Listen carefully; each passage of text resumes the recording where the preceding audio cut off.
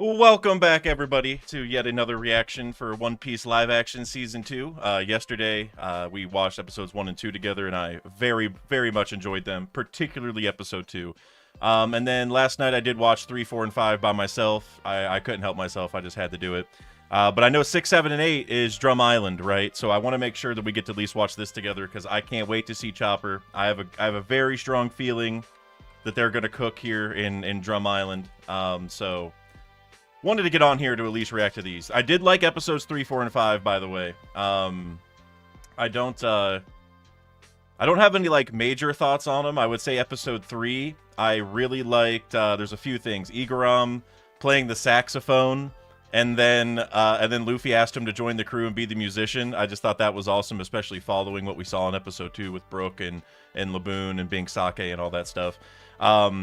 I also liked when Igaram had the guns come out of the hair in episode 3. I thought that's just literally just like the manga and stuff, so that was perfect. There was something. Oh, I also really liked Zoro having those visions of Mihawk. I thought that was really cool. I thought that was kind of fitting. Trying to think. Episode 4 and 5. The main takeaway I have for you guys is I'm curious if you guys saw some of the Easter eggs for.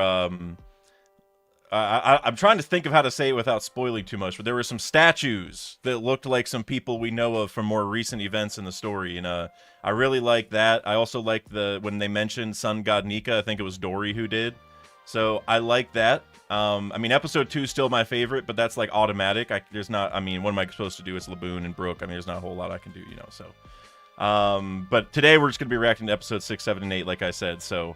Thank you guys for showing up. I see we already got like 20-something people here, so thank you. I know it was kind of like random, like I put it together real quick, so I was hoping some people would be free, but just like yesterday, I can't help myself. I wanna watch this season. So real quick, I see a couple of you in the chat. Shout out Holmesian, Plume Black Hat again. Glad you come back. And Holmesian, you said got through the first 2 episodes last night. Pumped to hear your thoughts. I mean, more than yesterday's. I'm glad you got through those, because did you like episode 2, Holmesian? I mean, that one, they cooked.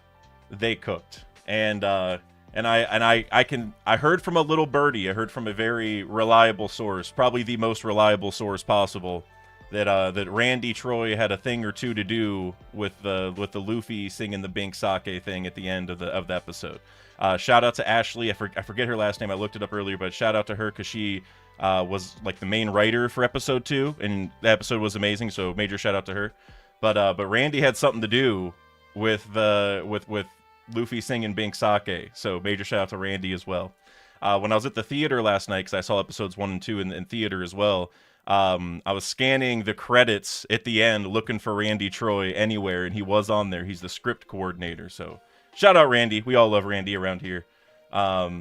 But yeah, it was really cool watching it in theaters because there was a couple like not announcements, but like there was like some messages from Oda and Iñaki, and at the end, forget his name, but Mr. Zero, the actor for him, they all had messages for us, and that was very cool. Mr. Zero's laugh is very good. It's a very good croc laugh, so I gotta say that. But yeah, the theater was very cool. So. Holmesy, you said episode 2, that Brook scene, gold, pure and absolute gold. It's literally, it was perfect. You could not have done it better, including Brook in that flashback and having him, like us getting to see him sing to Laboon live. Top tier. The people behind those decisions all need promotions. All of them. Also, Rapo, I see you here. You said, sorry, I won't stay here to watch the videos with you because I want to stay original. Enjoy today's stream. No problem, man. I'm glad you could at least stop in for a little bit, Rapo. I might stay only for a little to see Dak's reaction and opinion out of curiosity. Oh, well, in that case, we'll definitely get started here very shortly for you as well.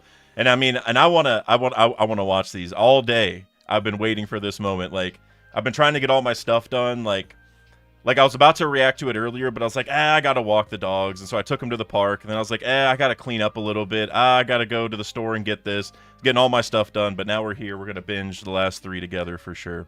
Dilcor, I gave some thoughts on the other episodes at the very beginning. To do a really quick synopsis, loved Igaram playing the saxophone, loved Luffy asking him to be a musician for the crew, loved Zoro's visions of Mihawk, and then I also in the Little Garden episodes, I love the mention of Sun God Nika, and I love the statues. I think you know what I'm talking about.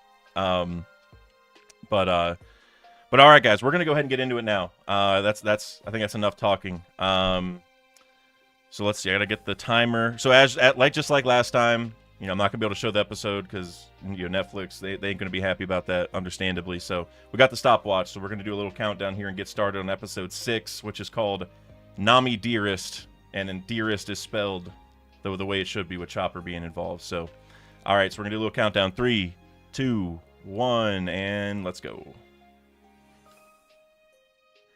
It was really awesome watching it in theaters, though, guys. I gotta say.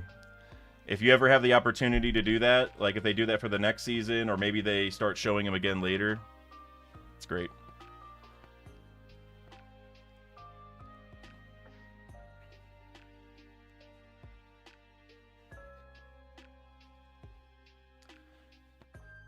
I'm very excited to see how Wapol is here.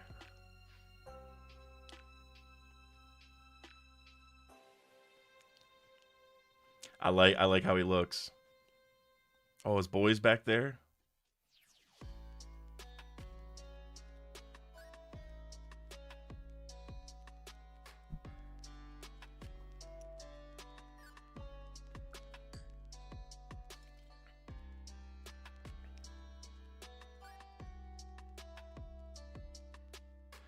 I like how Miss All Sunday's been kind of there all season, right? Like we felt her from the very beginning with like that intro scene hurting the Marines, and then she's popped up here or there. She feels like very involved, even if not directly thus far,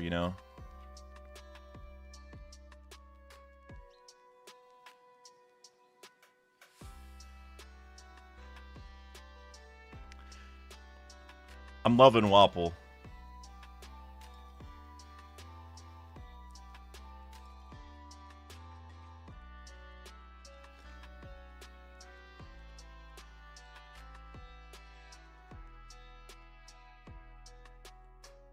Ooh, mention a Blackbeard.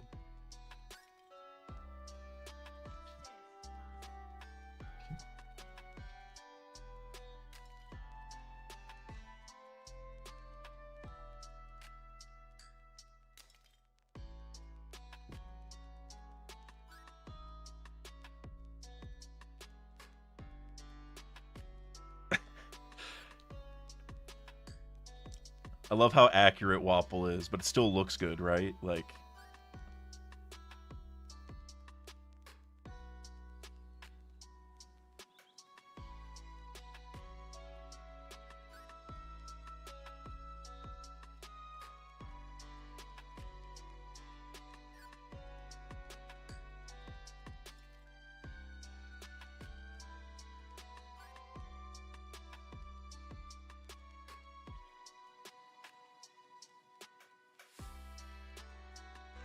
so interesting seeing devil fruits like in live action.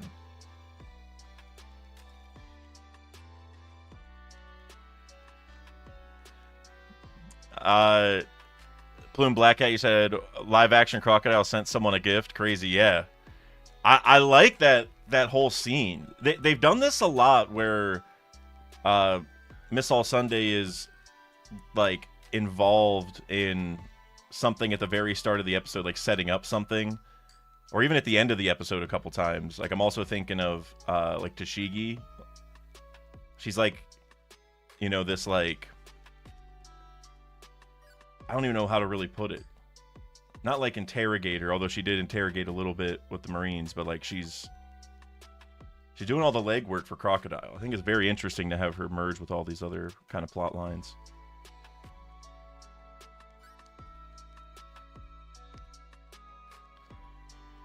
Plume Black Hat, you said, so that's how Wapol got his fruit. I don't think that was said ever, because he had it when we met him already, right?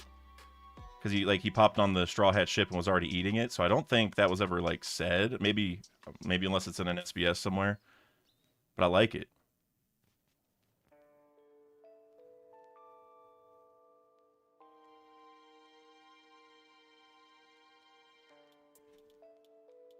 Oh, wow.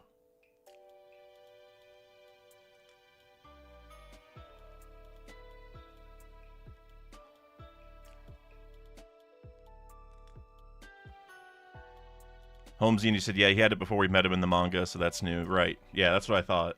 I couldn't remember if Oda's like, oh, by the way, like in an SBS, oh, by the way, did you know that Wapol got his fruit from Miss All Sunday? Like, could have easily, like, there's so many SBS facts, but I don't remember that. So yeah, definitely didn't happen in the manga for sure. For sure.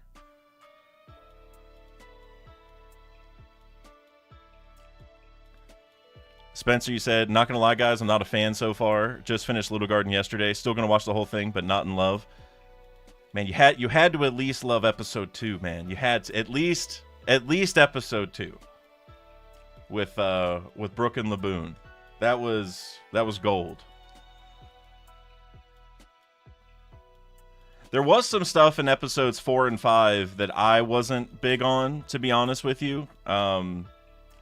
Maybe we can get into that a little bit later. Like, I didn't think it was bad, but 4 and 5 are definitely my least favorite episodes so far. I like the way this one's starting.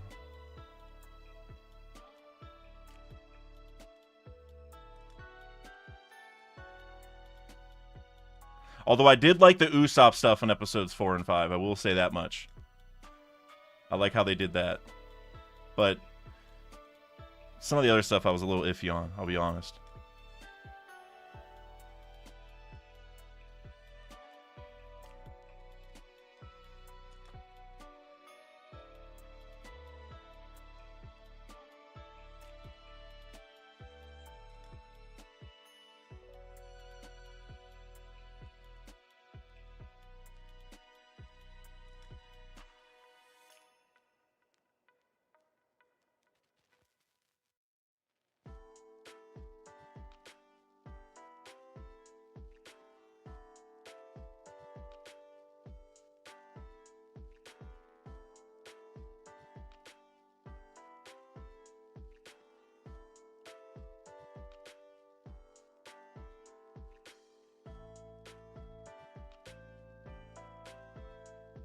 I'm very, very, very curious on how they handle like this intro scene into Drum, because remember how it was in the manga where Vivi kind of gave Luffy a lesson about how to be a good captain?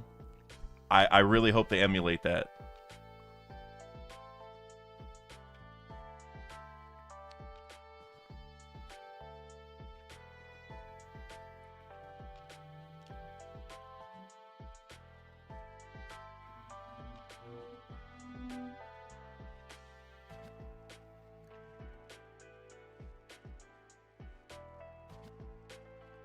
Glad Smoker's back. Smoker was just... he was so good in the first episode.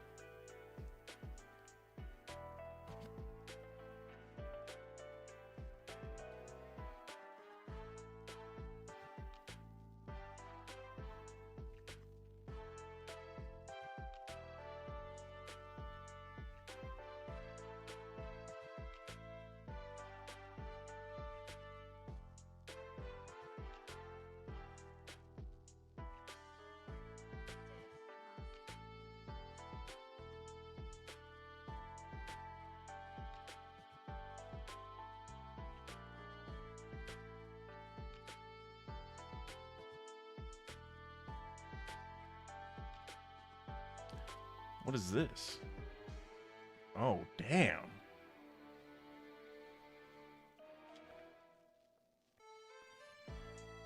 Like, in Zoro's big fight scene in episode 3, I feel like there was not a whole lot of, like, blood from all the slashes, even though he took out 100 people. But right there, they had no problem showing it, so... I think it's kind of interesting. Probably just, like, the effects budget of it all, but... when he was fighting, I was like, damn, there's really not a whole lot of blood going on here for 100 dead people from a sword, but...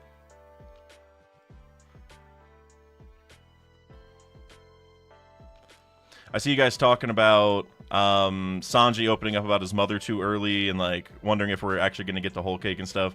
Yeah, I agree with what Holmesian said at the end, like... they're gonna cram a lot of lore in early that we weren't really expecting, because they probably won't go as long and have opportunity to later. So they have to trickle some of these things in differently than they did in the manga and anime. You know, like even with like Brook and Laboon, like we didn't get that flashback there in the manga and anime, right? Like we learned that he had a crew and all that, but we didn't see nearly as much as we saw there. So like maybe that tells us that if Brook does join the crew eventually in the live action, it's not going to be the same way, right? It'll be a different mechanism. I don't know.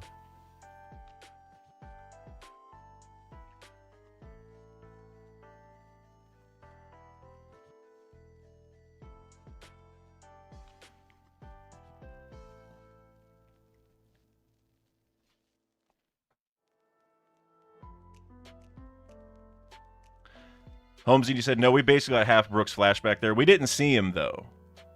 Yeah, we didn't see like nearly as much as we saw in the live action. Like they expanded on it on purpose because, well, honestly, I think it might be that Brook may not even join the crew later. You know.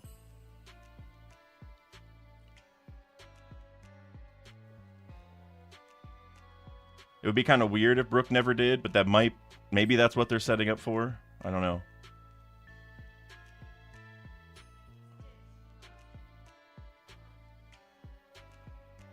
No, I meant the live action. Oh, I got you. Yeah, because we learned that like Laboon had a crew, and they left him, and I think that we might have even learned that they were from the West Blue in the Reverse Mountain, I think, but we didn't see them or hear Bink Sake or anything. Oh, I love that they're doing this flashback in Marijois. This is always like one of the coolest little mini flashbacks for me, because this like really builds up Vivi's character, kind of. Is that supposed to be Thalasus Lucas?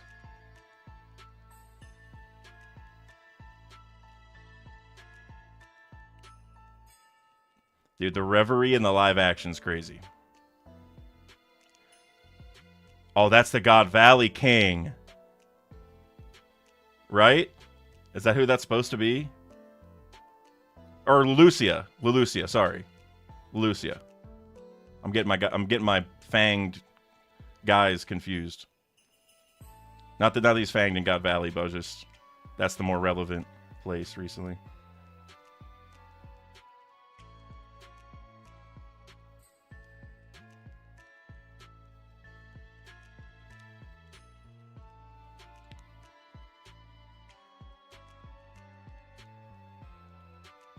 Is this guy supposed to be Thalasus Lucas?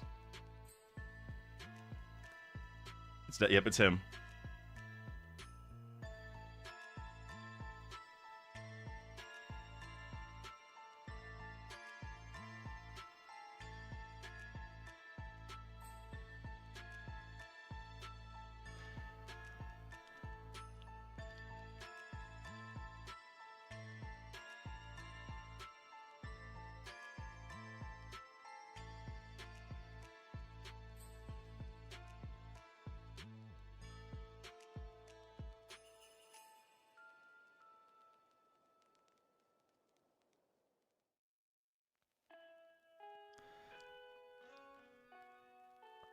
Holmesian, could you imagine in the X uproar if Luffy stabbed a whale with a mast? Yeah, I don't know. I don't know how they'd react. Like, it would probably not make Luffy as endearing as he is, for sure, to people.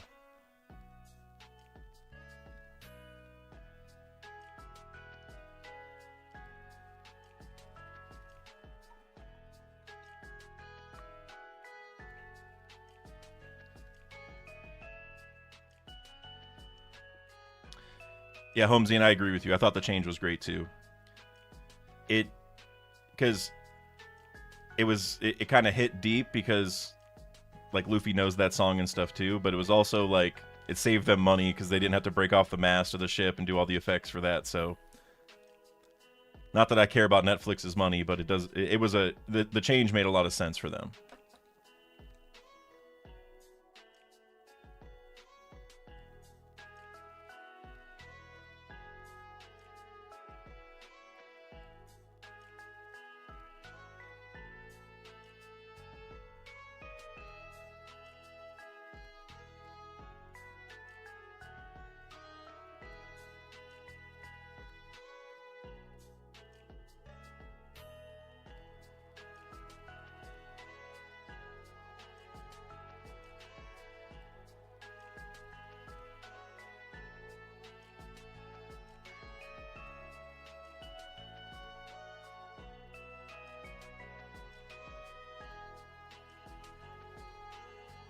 I love this. Wapol and Cobra arguing.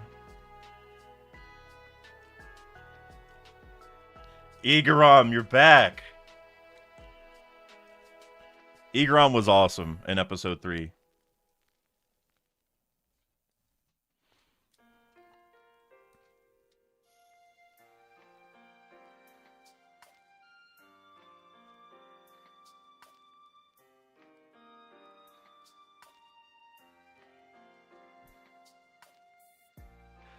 The Den Mushis are crazy this season. Like the way they look. Like I like it. I like how they look, but like they put so much detail on those things. It's wild. They look as grotesque as they probably really do in real life.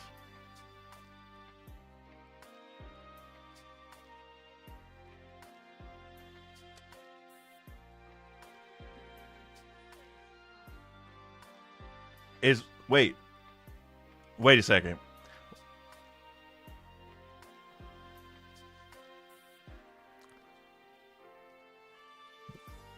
Miss Thursday. I thought this was about to be Miss Merry Christmas for a second.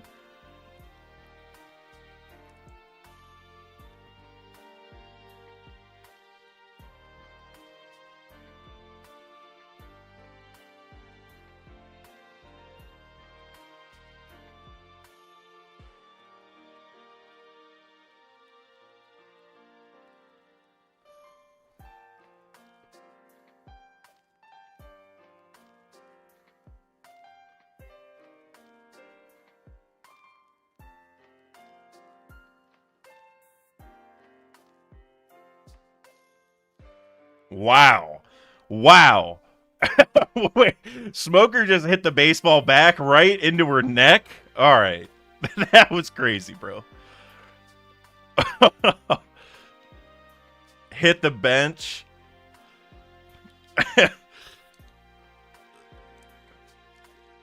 The baseball jokes are crazy.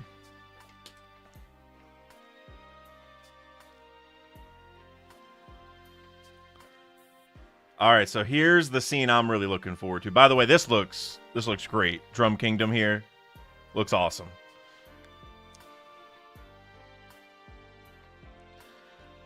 All right, so they aren't doing the first scene in Drum the same way, which is because remember how like they pulled in and before they even got off the ship, they were like aiming stuff at them.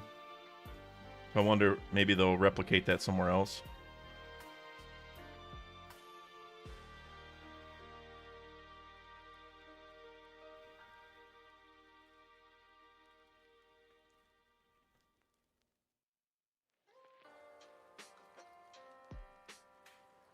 Oh, here it is.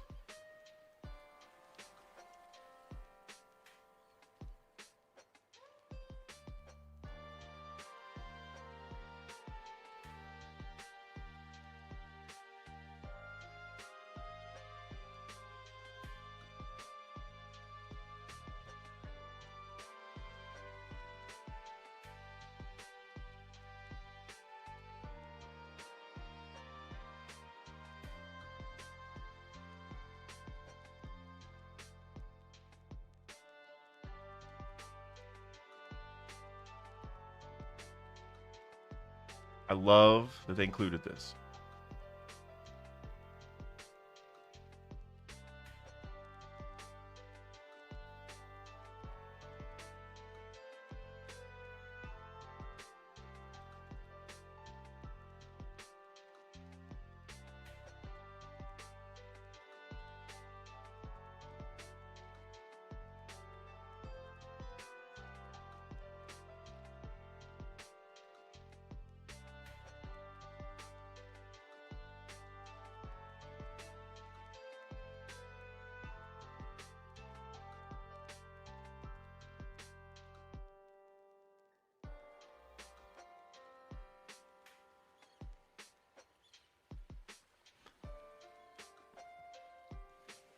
Love it. I absolutely love they included it. And I feel like they did a really good job too.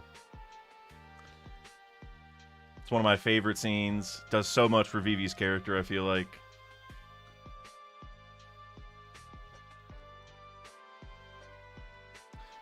And we get get to see Dalton.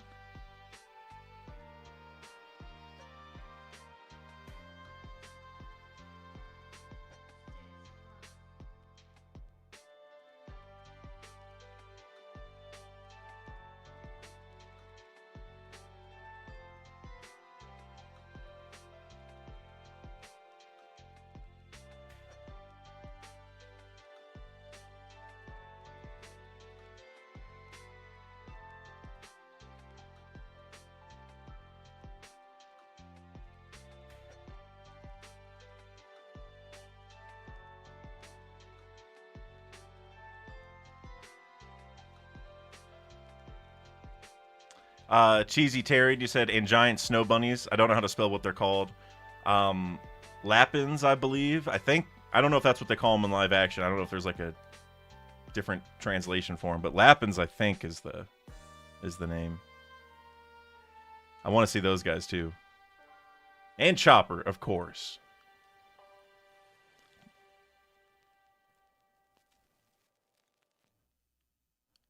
Wait, that lady with the afro. There's actually a lady with an afro in here, like in in Drum as well. I forget her name. She is a named character. I can't remember, but I like that they even included her. She's like a very side character, but that's cool.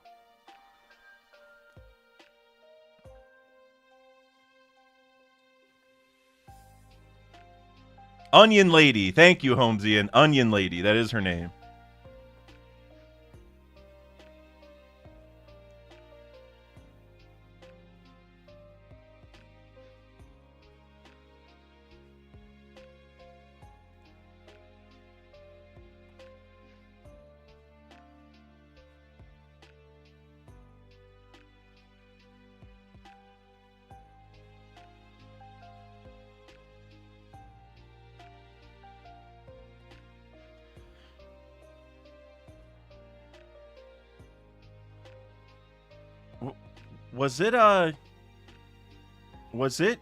Is it canon that Wapol's dad was the king of Drum and that's how Wapol became the king in the first place? I thought it was that he, like, forcefully took the throne at some point.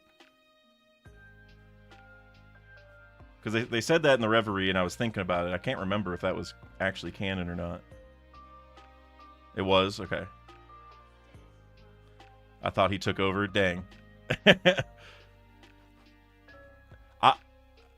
I thought he took over too, but it's not. That's like, I can't think of where I can't think of a confirmation for that, like where I would have heard it. So maybe I just headcanoned it.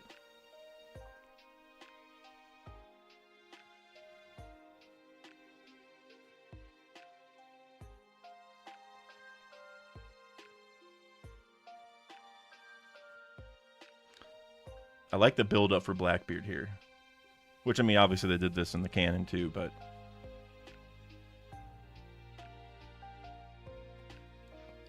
Also, shout out to the outfits being so on point for the arc.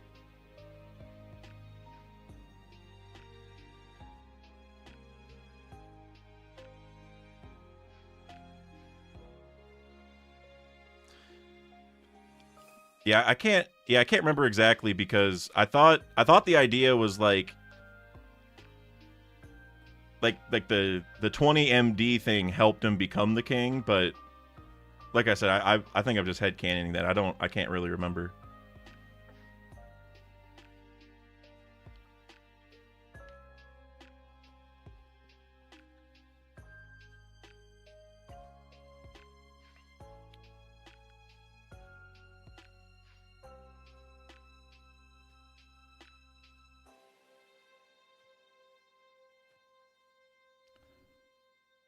Is this guy dead too? Yep.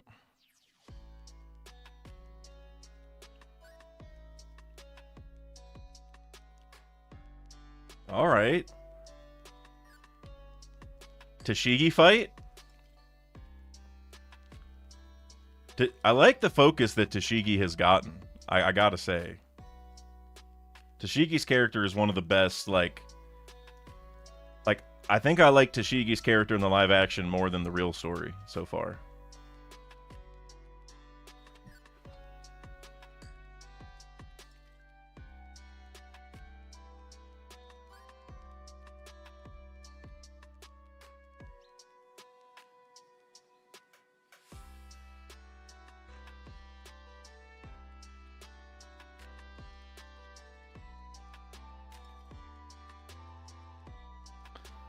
Mr. 11. I was not sure who that was.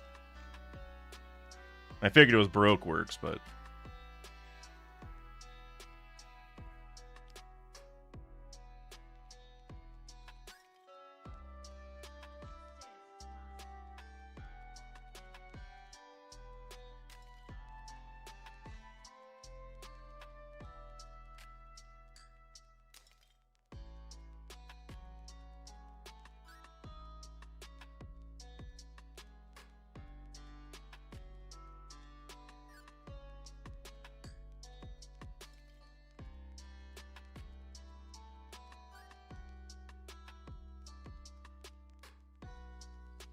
It's cool that, like, Tashigi's already, like, started completing her dream. I mean, it's one small step, but, like, if she wants to collect all these swords and stuff, I like that they, you know, have her getting one right off the bat.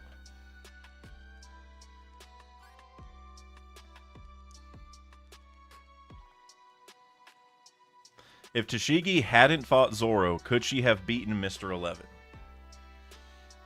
I like to say no, just because it means that there was character development, you know?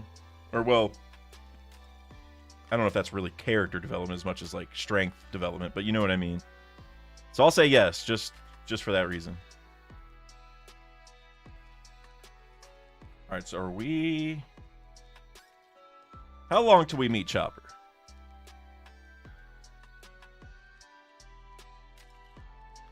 That disease that Nami has looks real bad.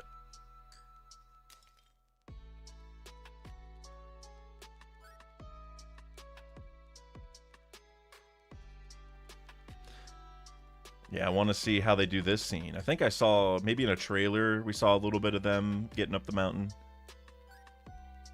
One of the trailers, I should say, because there was like 7.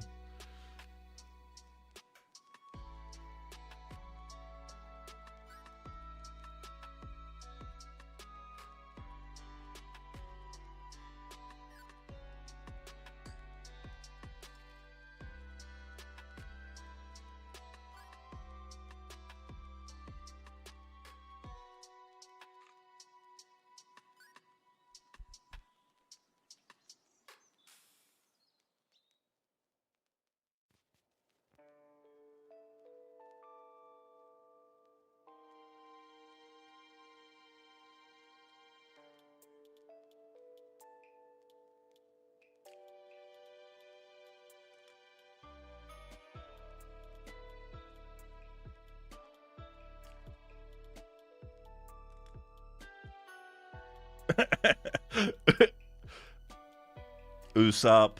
Yeah, I'll stay too. Very, very appropriate. He did enough. He did enough in the last couple episodes, you know?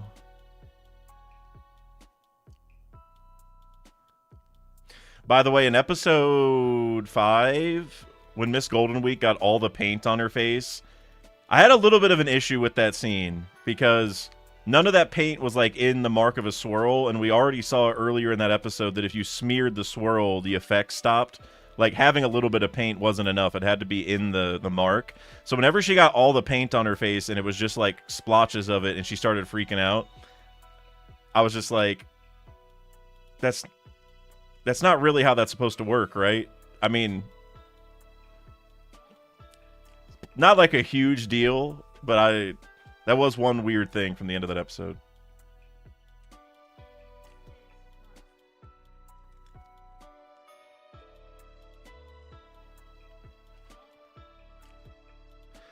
Cheesy Terry, you said, "I'm sorry, I just realized everything I chatted's ahead of you. My bad."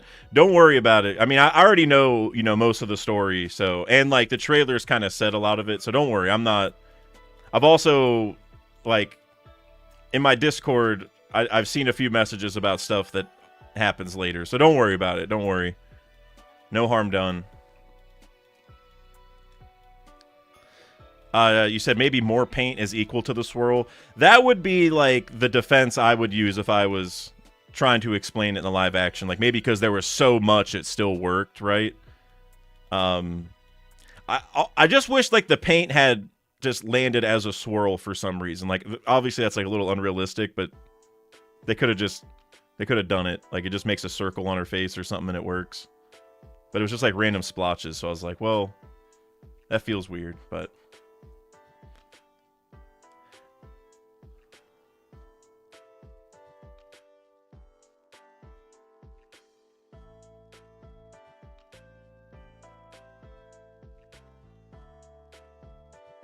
Oh, little sass from Usopp there? Wait.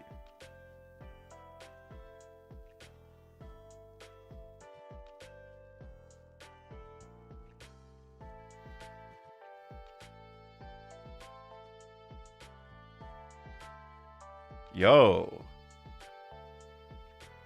I was a little surprised there by the Usopp sass. I like it though.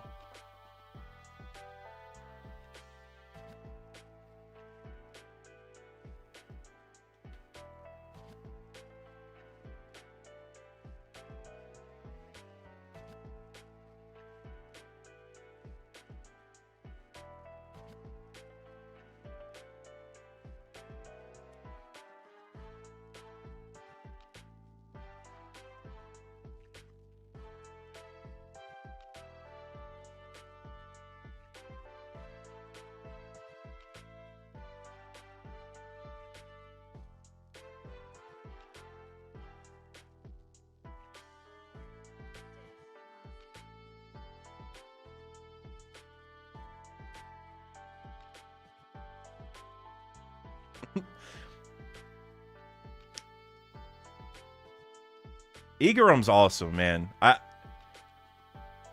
That actor, whatever his name is, I gotta figure it out. He's great. He's killed it as Igarum. From the very start, from welcoming people to Whiskey Peak to the saxophone. Oh, snap. Yo, we were talking earlier about the reaction to, like, if Luffy had stabbed Laboon. What's the reaction to this?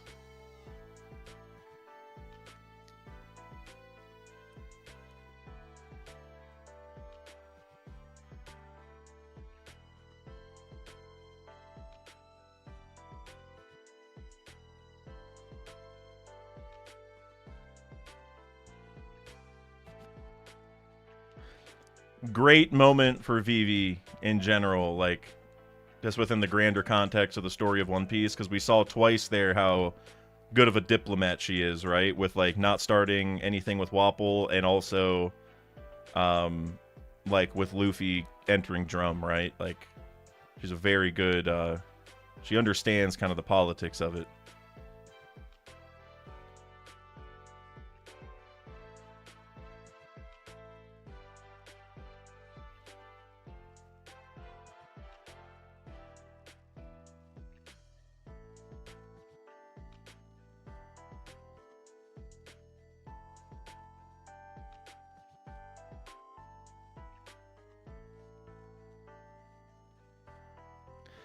Luffy would have socked Wapol. I know that for sure. Oh, dude.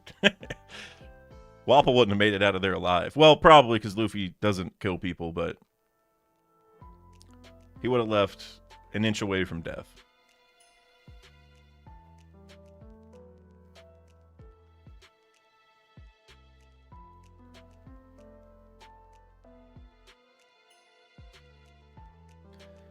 It's cool, you know, the Dalton's there too to overhear it. Just because obviously, like, they're in Drum now. Like, this is just some of, like, that world building stuff the One Piece does. This just is so good.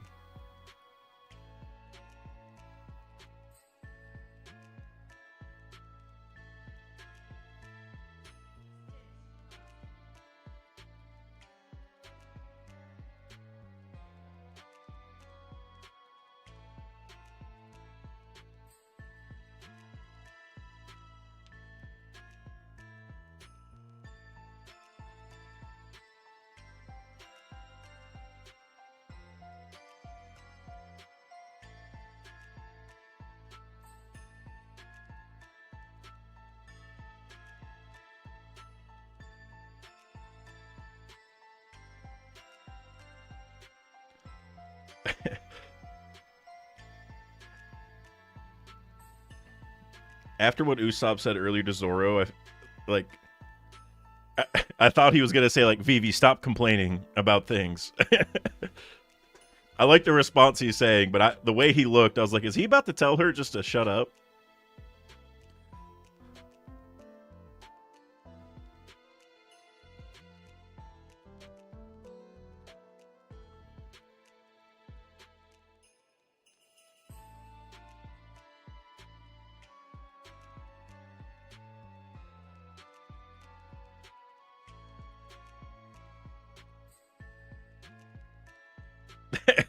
All right, he kind of did it because he's like, why don't you help me do this thing instead of talking? He doesn't say it that way, but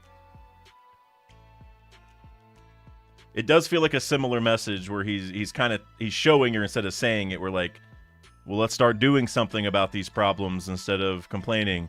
And I feel like that's actually like a reflection of what he's learned over the last couple episodes, right? Where he took matters into his own hands, kind of, and figured it out. I really like what they're doing with Usopp in the live action.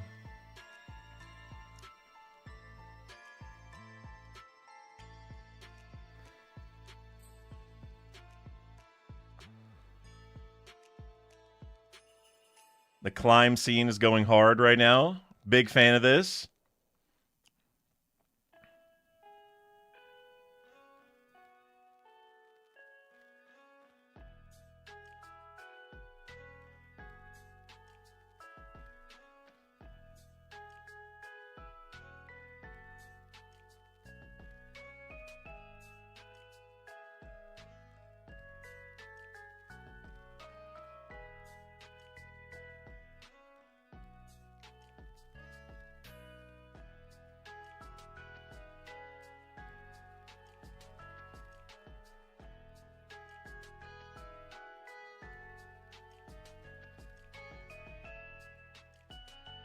Oh, damn.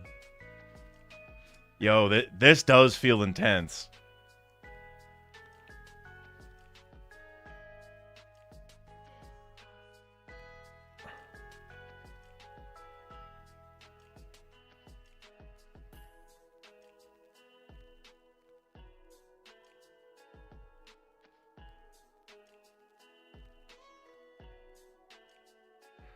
What? What? Wait. Whoa! Whoa! Oh! Yo! Wait. I wasn't ready for that. I was not at all ready for that to happen.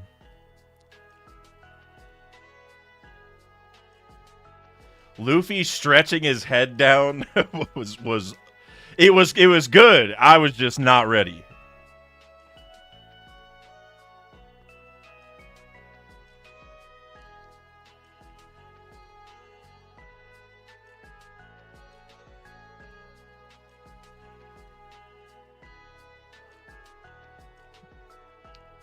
The castle looks very dope.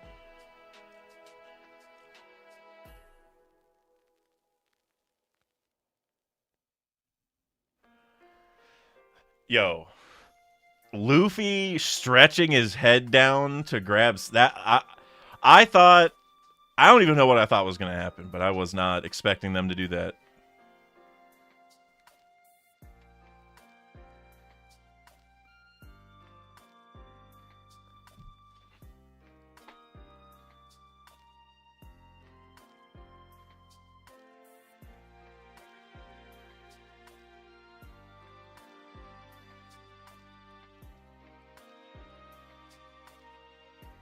First look at Chopper.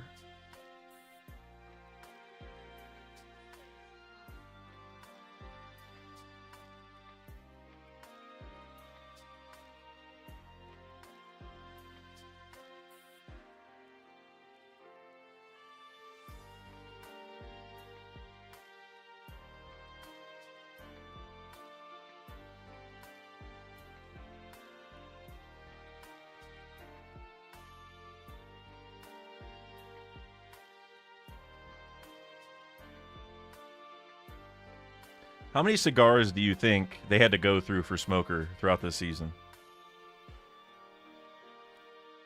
Like, like I would imagine that, like, for the practical effects aspect, they like probably had him actually like hit the cigars, like, at least a couple, like for a couple of the shots and stuff. So I wonder how many they had to go through to like redo scenes and stuff.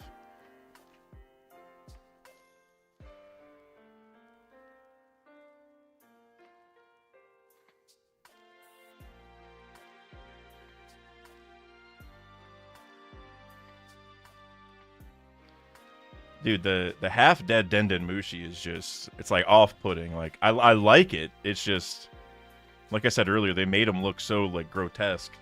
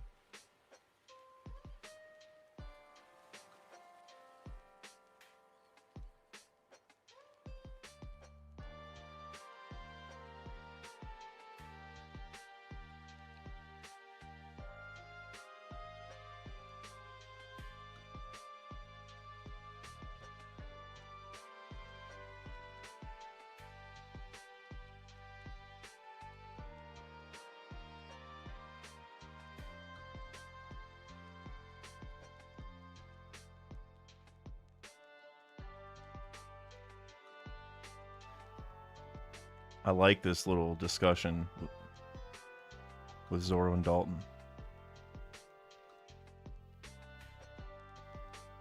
Well, that's why you got to be the leader, Dalton. Zoro, you're cooking.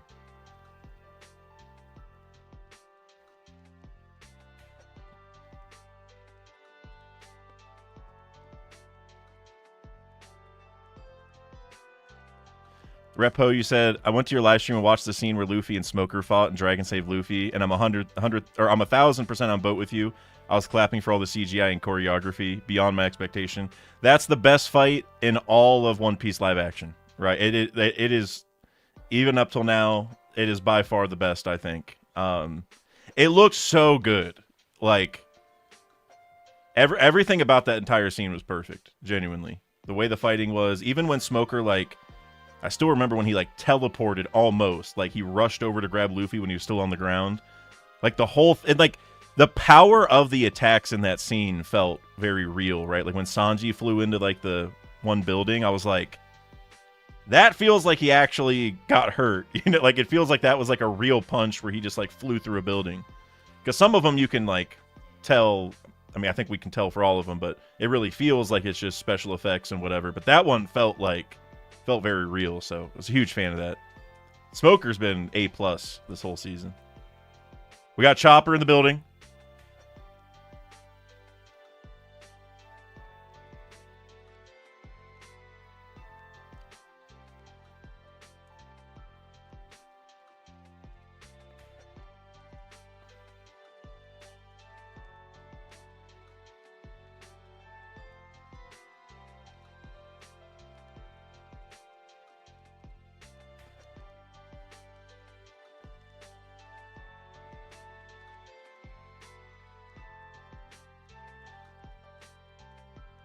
I'm loving Chopper. The music for the Kureha entrance is so nice.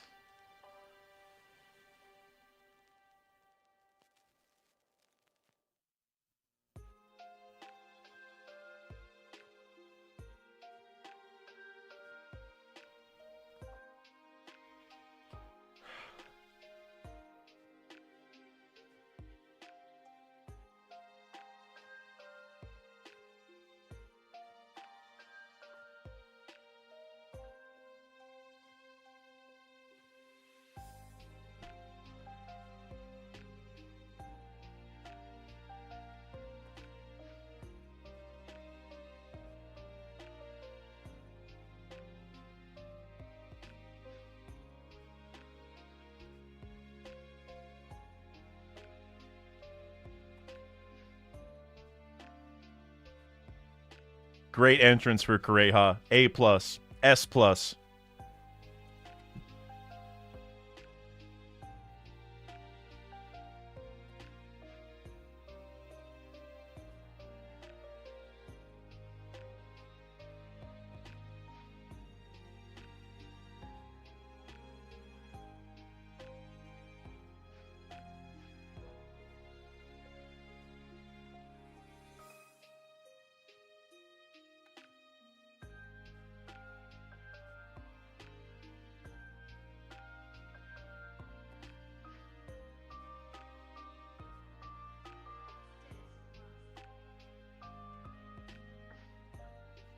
I love the intro for Chopper when he like skedaddled away and was trying to hide. It was just such a good entrance. Kureha too, though.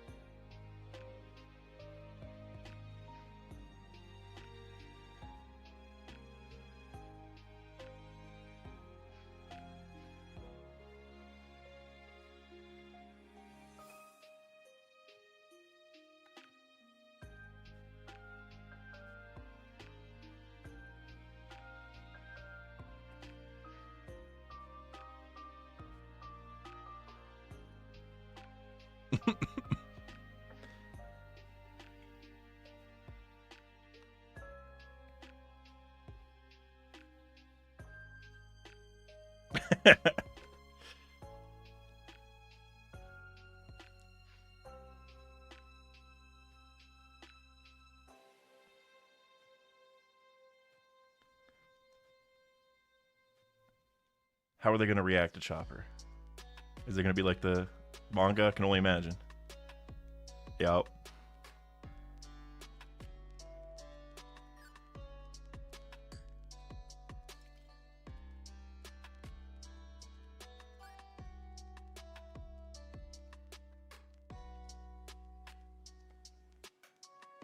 I love that episode, guys. I'm not gonna lie to you. Chopper's awesome. Like, I didn't have any doubts or anything about Chopper entering this, but like, I love this. The initial intro is really kind of hooking me. I feel the live action onlys have to love Chopper. I think with how he's looking. Oh man, I feel like that was one of like the least eventful episodes. I don't know if that's maybe the right word, but. It's kind of like a setup episode in a way, which makes sense for where we're at, you know. But I liked it a lot, especially with the way that a lot of that stuff tied to the manga and how well they did it. I was a huge fan of that. That was really good. We're going to go ahead and get into the next episode here pretty quick. Also, Rapo, I saw you asked... Actually, hold on. Let me refresh real quick. Let me get my stuff figured out. Hold on. Give me 1 second, guys. Sorry. Rapo, you said, did Smoker actually try to choke Luffy in the manga or anime? I don't think so. Not in Logtown, at least, I don't think so. Maybe one of the times they met later he did. I can't remember. All right, we're going to go ahead and get into the next episode here in a few seconds. I'm going to do a little countdown. 5, 4, 3, 2, and 1. We are now on episode 7.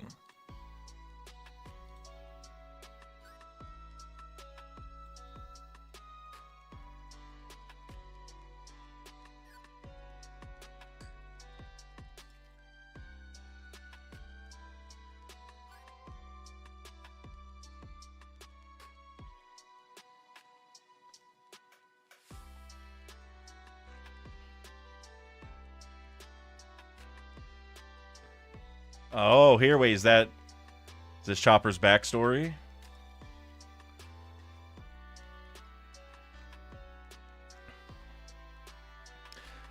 We getting Hiriluk during this episode? We better.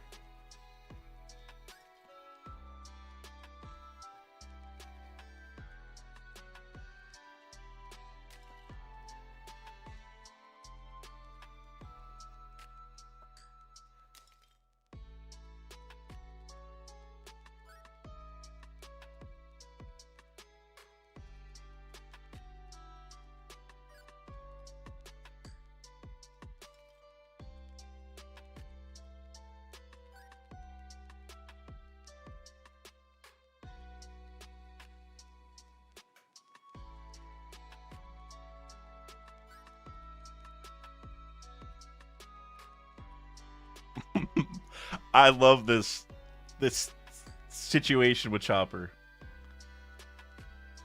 This is probably how like the live action onlys feel when they see him. Like they're asking the same questions. Like, what are you? Who are you?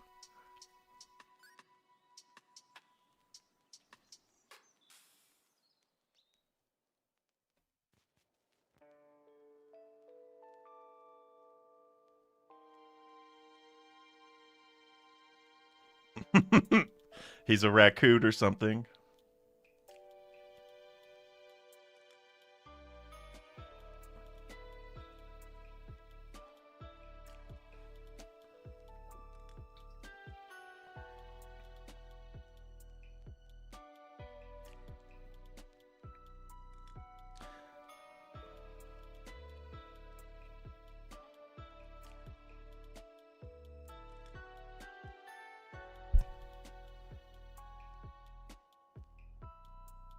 I love the raccoon mention for the Tanuki stuff. That's awesome. They probably should have said raccoon dog, but raccoon's good enough. Plume Black Hat, OMG, they want to cook him. They did that in the manga and anime too. I like that they actually included that.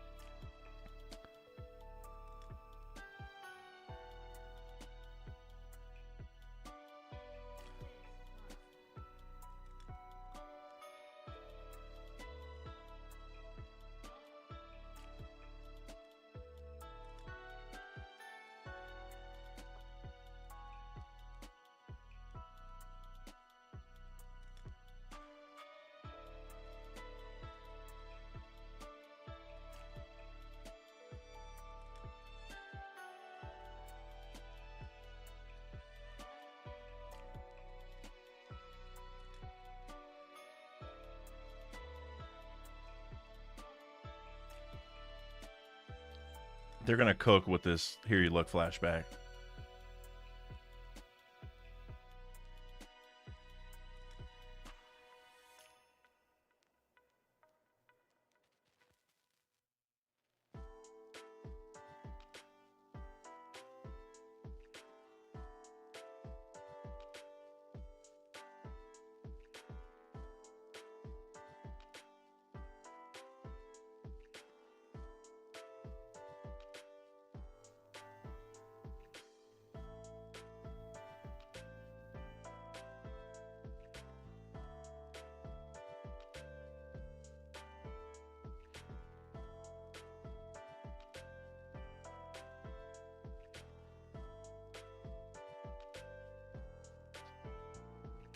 I like that she's still got her wine, even down here. Yeah, Kureha could drink for sure. She only brought the essentials.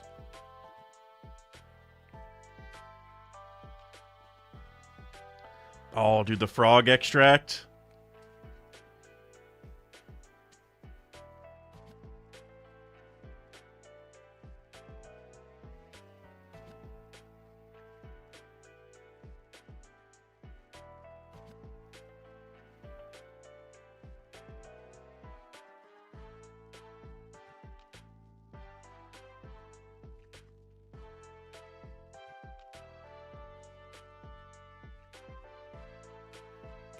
I love their connection.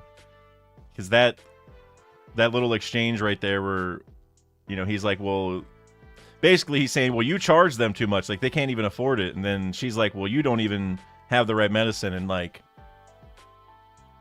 it's like both sides of kind of the medical thing, right? Like if you can't get care, it's either because you can't afford it or the medicine's not like working or good enough or whatever, right? So I just think that's cool.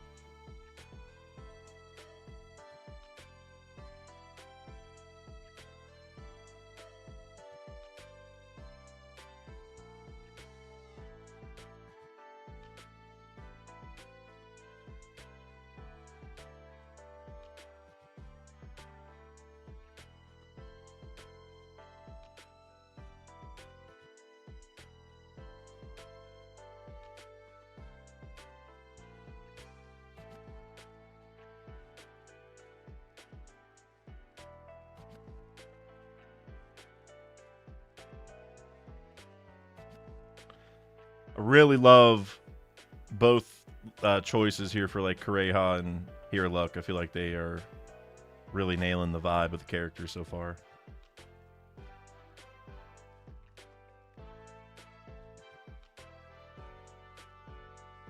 Here we go. We're gonna get to see a full shot of Bigfoot Chopper.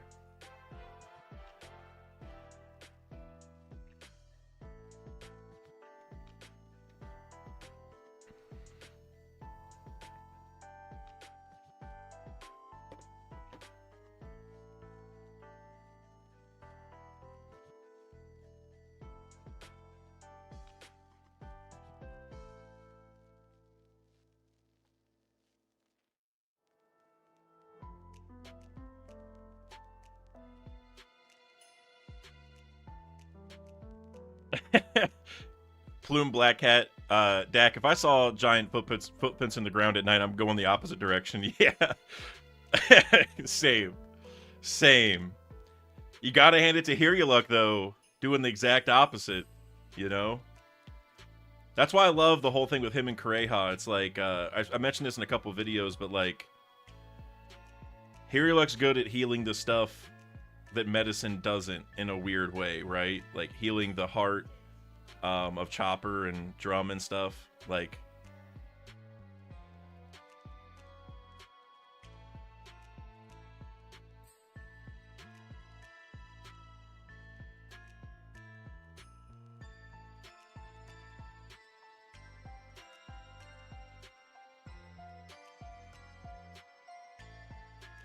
oh, dude, wait.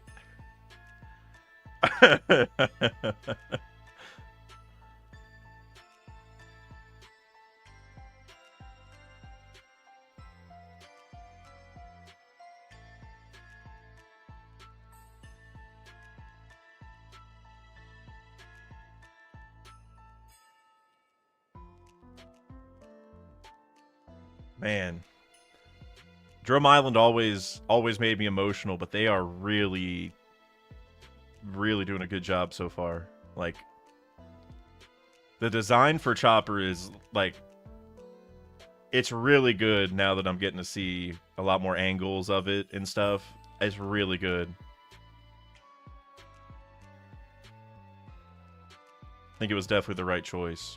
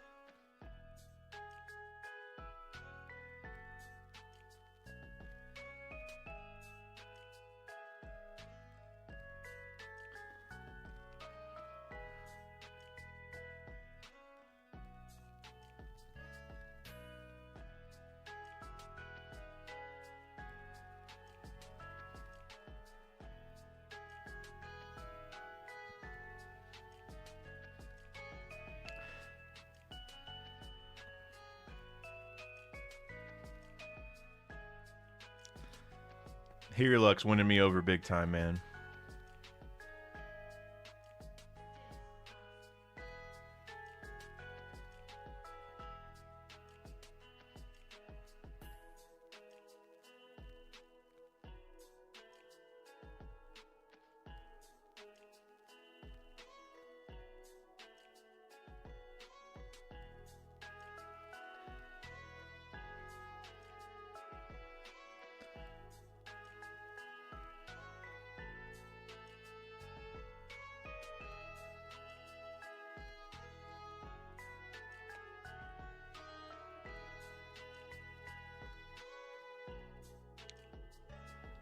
Wait. The actor for Hiriluk is named Mark Hiriluk. Is that true? Mark Hiriluk is the actor for Dr. Hiriluk? And he's killing it? Oh, dude, he was born for this. What the hell?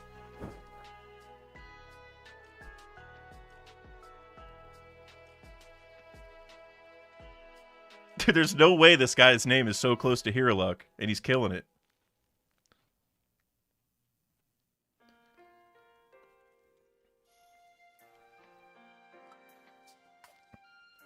Hiriluk and Chopper is probably like the first time I either teared up or got very close to tearing up for sure on my first ever watch through. So like this is definitely hit me for sure.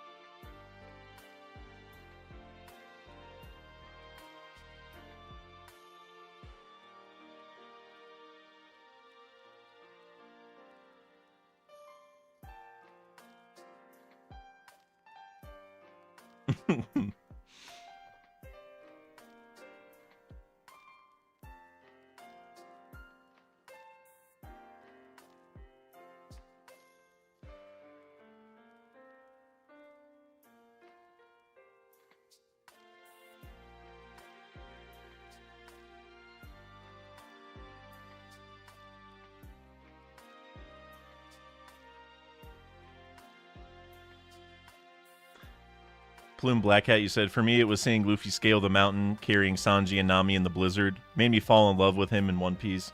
That's another good moment. I feel like Drum has a lot of good moments that, like, made people latch on, like, emotionally, you know? Whether it is Luffy, because also, remember later when Luffy defends, well, I doubt anybody who's watching it here, I'll be spoiling, but, you know, Luffy does something later that is very good with the flag, so... I just Drum. I was pumped when I saw that Drum was like they're spending a lot of time on it this season.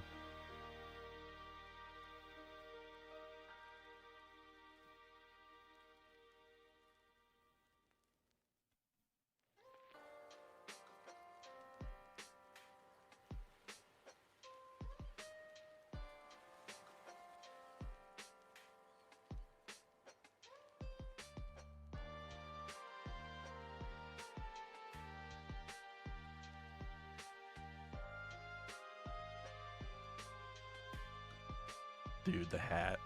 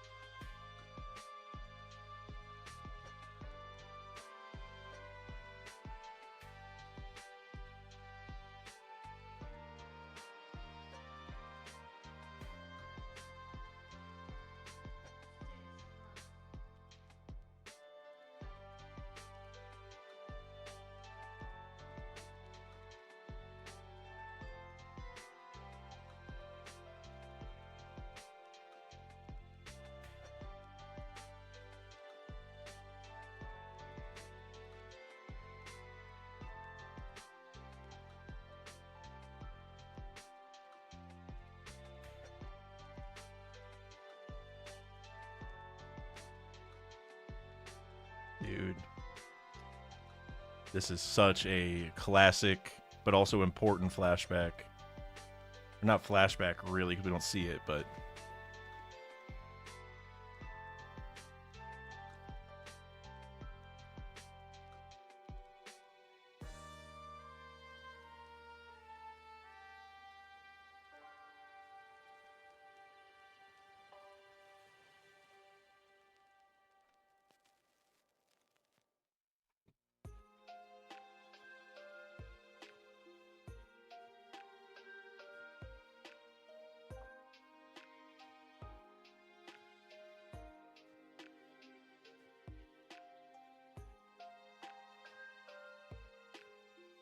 Oh, I love the cherry blossoms in the background.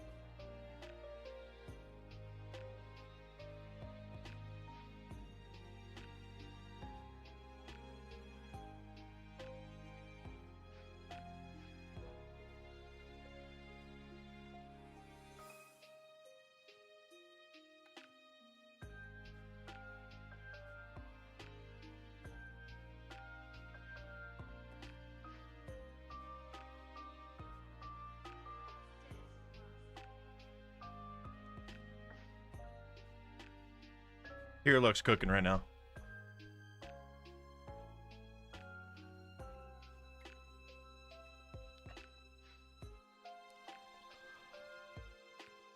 Plume Blackhat, you said Hiriluk spitting for real earlier. He's still spitting right now.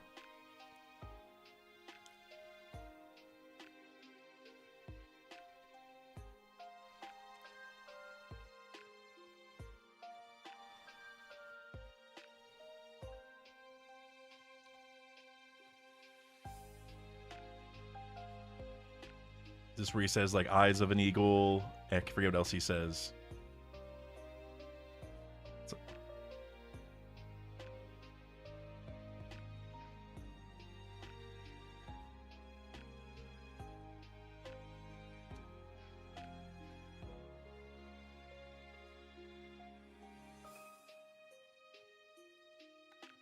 Okay, so he's not saying the same things.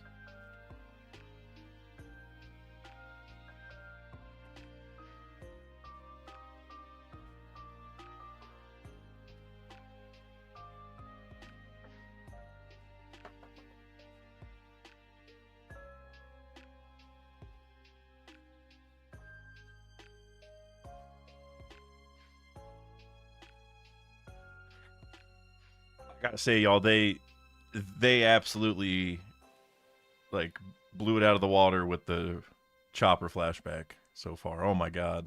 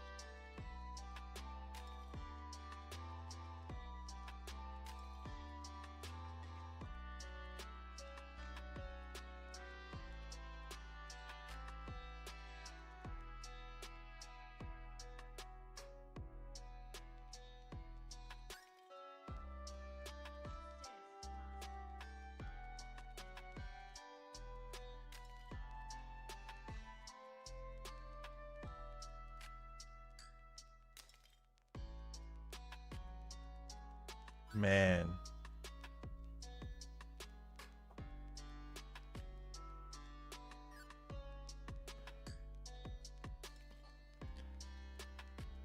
Man, I love Chopper all over again, bro. That's wild.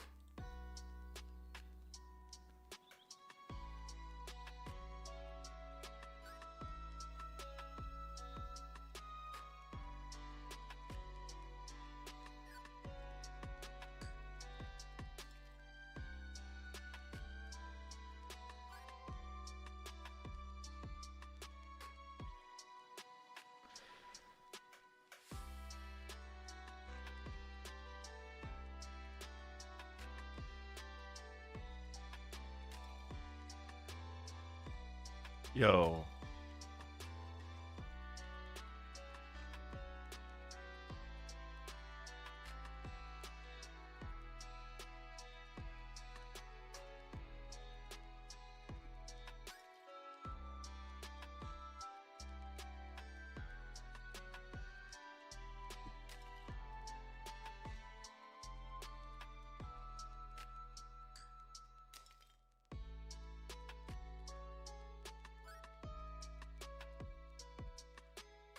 I doubt y'all can hear it, but it started raining really hard where I live, and I can hear the rain like pelting the window next to me. It is like, it's got to be raining like crazy.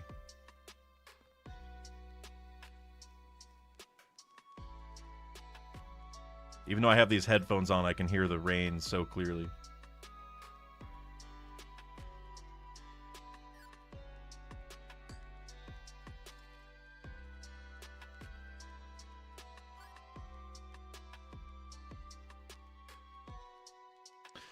Plume Black Hat, you said, is it Chopper is depending to Hiriluk, like attachment theory? Are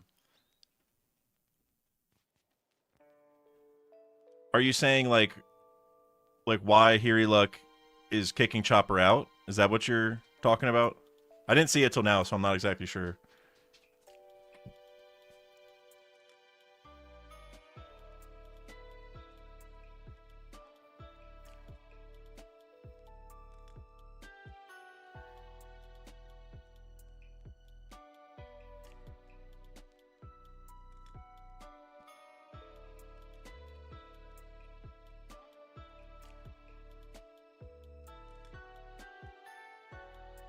Chopper looking through the little hole there.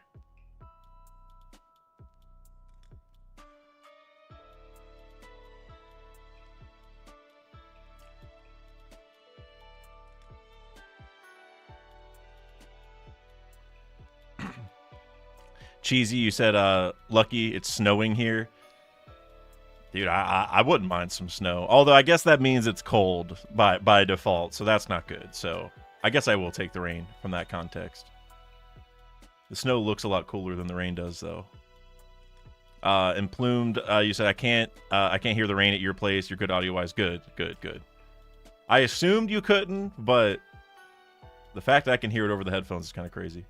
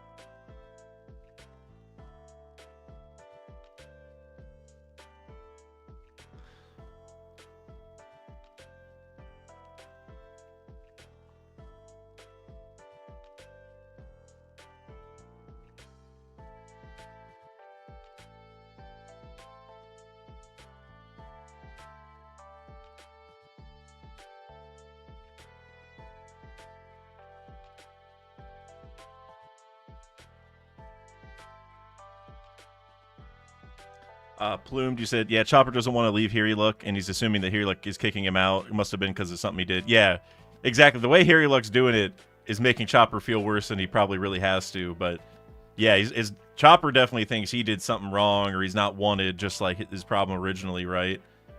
But he's actually protecting Chopper by doing it because he doesn't want him to, see him die and lose somebody like that or whatever. He's like preparing him to be alone anyway.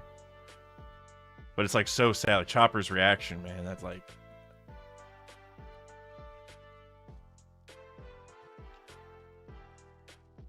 Ooh, are they gonna have? Yeah. Oh wow. Yeah, you can see the pink even in there. Oh my god.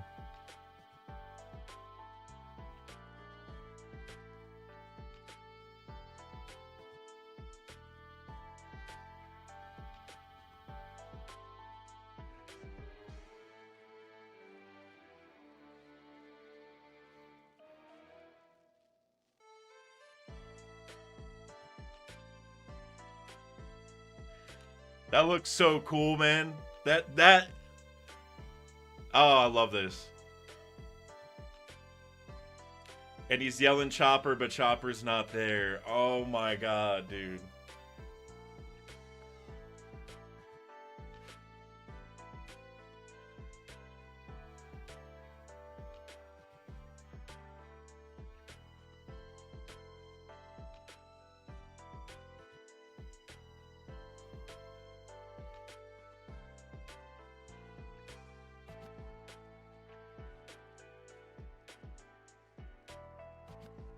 Oh, is he about to walk in with the shroom? There it is.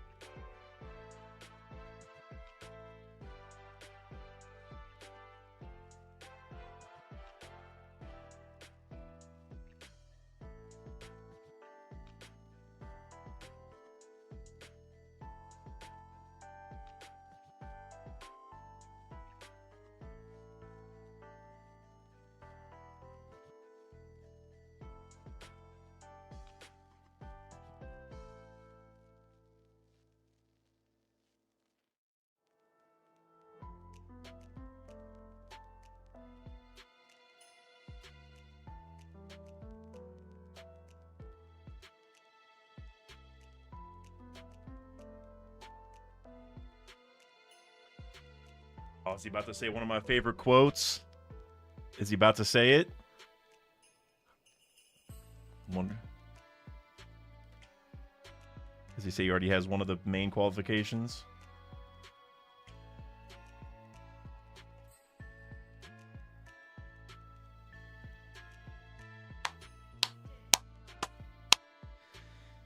Oh man, it's one of my favorite quotes. Because later here you look, or Kureha kind of says sort of the opposite, and just such a good theme to it. Oh man, the most important qualification, you got a big heart. Like that's one of my favorite quotes for sure from this little flashback. I can't handle it, man. That's they needed to leave that in there.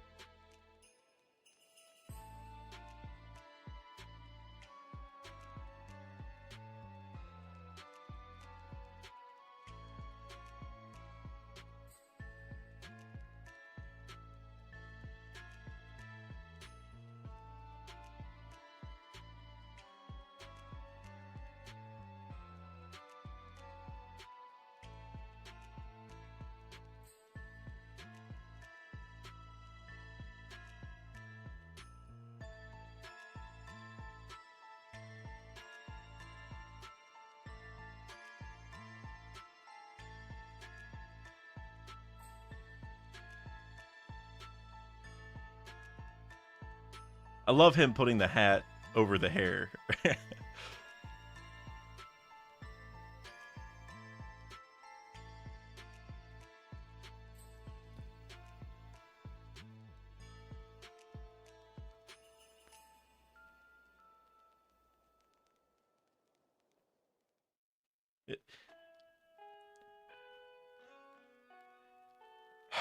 Guys, I'm sorry I'm not saying a whole lot, but I am, if you can't tell, definitely definitely feeling that for emotionally for sure. Like that quote almost got me.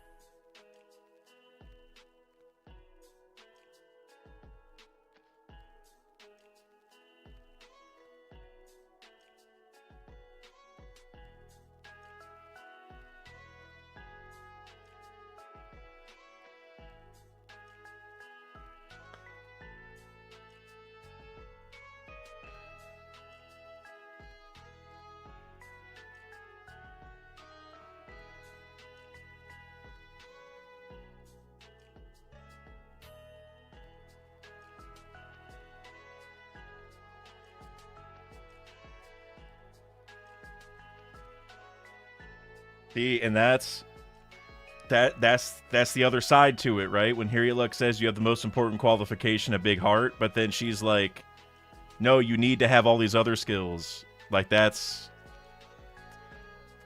why Chopper's gonna be the best doctor ever, by learning from both of these people, right? Oh man, live action. The live action onlys, I'm very curious how they're feeling about like this flashback. Like they had to be feeling it. Like they did so good compared to what it was in the manga and anime.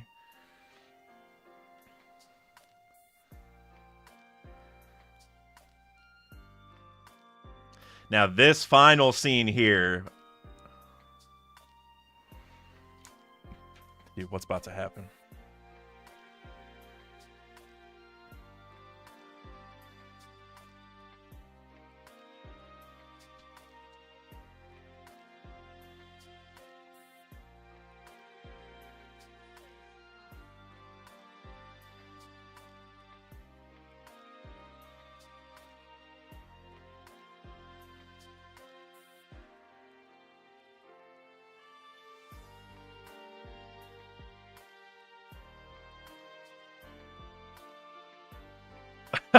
The Wapol stained glass window is crazy.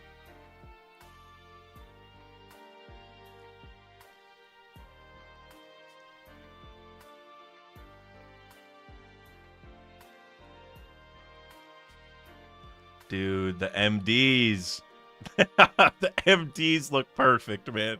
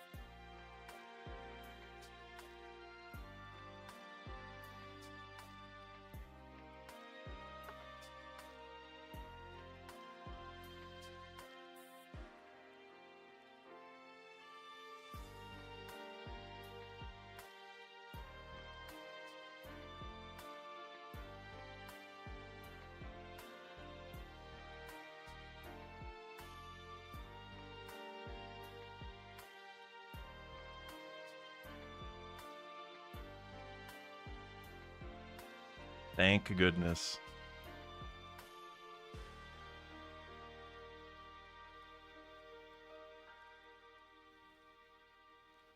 I love how the MDs have their hands up too, just like in the in the manga.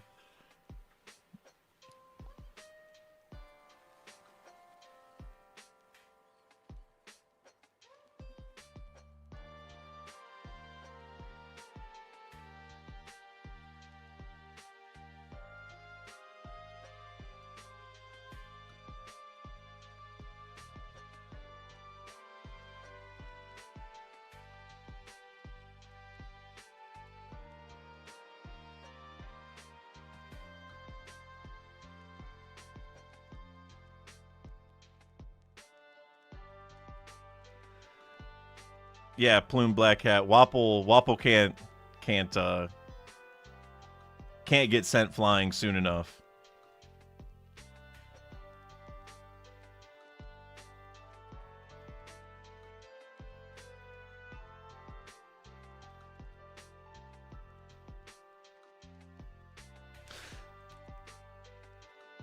Here it comes.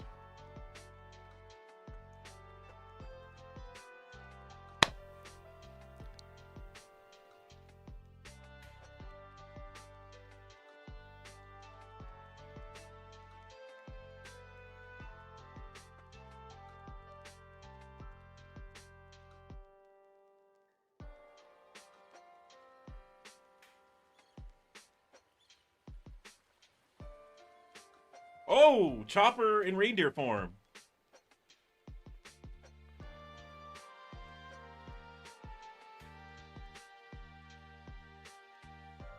All-time great quote. All time.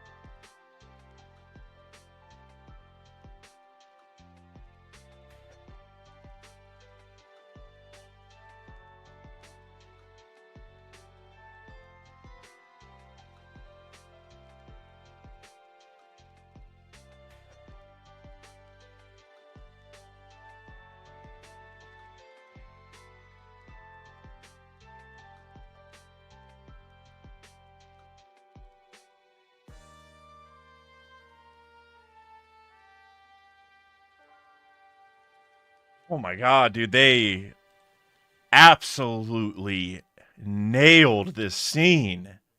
Oh my god, the explosion too.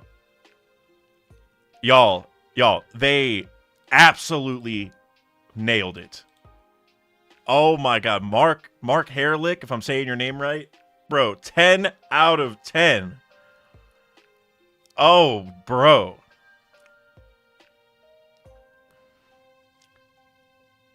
They nailed it.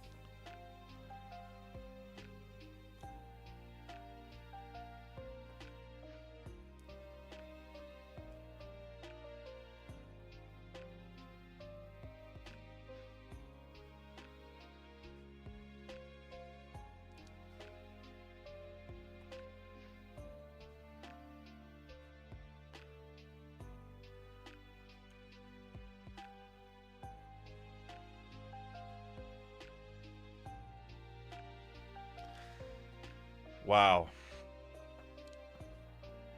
I seriously this whole flashback was like a fever dream. Like it was so well done.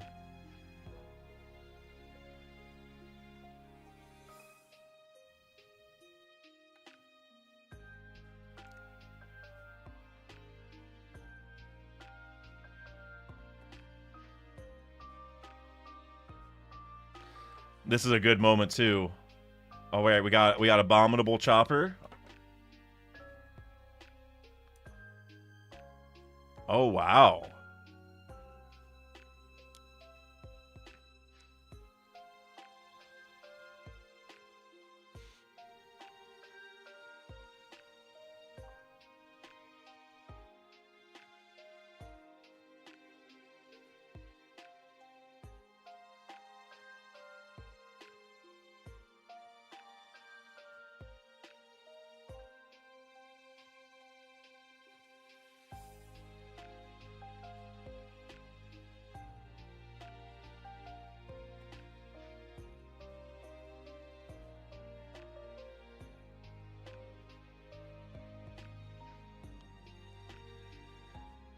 I don't mind the hybrid chopper. Or well, is that hybrid? No, that's. Let me think. Is hybrid the small one? I think it is, right? And that's the human form, I believe, right? So human form chopper, beast form, whatever you want to call it, I guess. Abominable form. I don't mind it. I think it was good. Not as, the cute ones are still on the show, but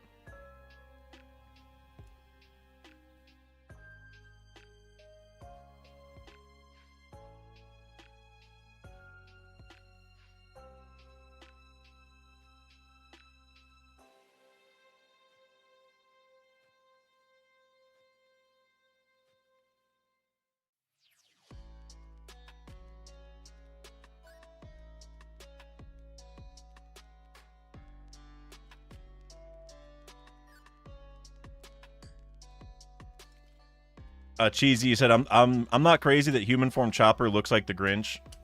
He does. You're not wrong. He does. I didn't even really think about it, but he does.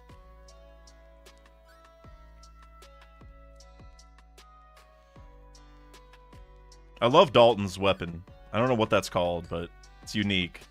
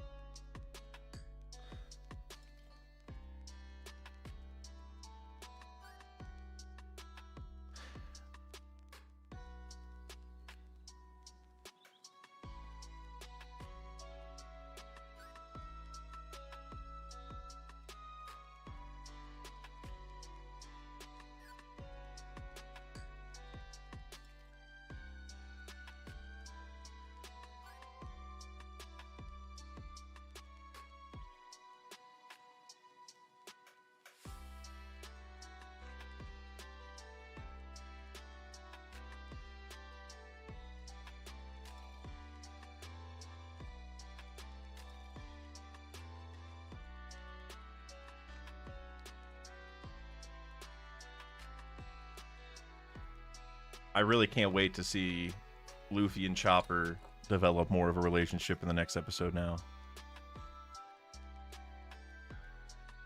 This whole episode almost was like just the flashback. Which makes sense, because the flashback was so goated. I'm just surprised it's almost a whole episode dedicated to it. No complaints, though. At all.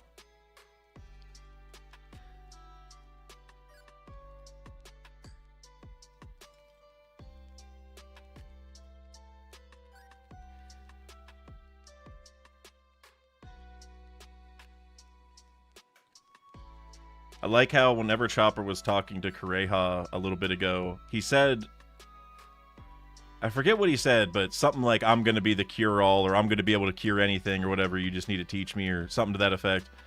Well, I don't think it's a coincidence that the cure-all is supposed to be a mushroom, and his devil fruit looks like a mushroom.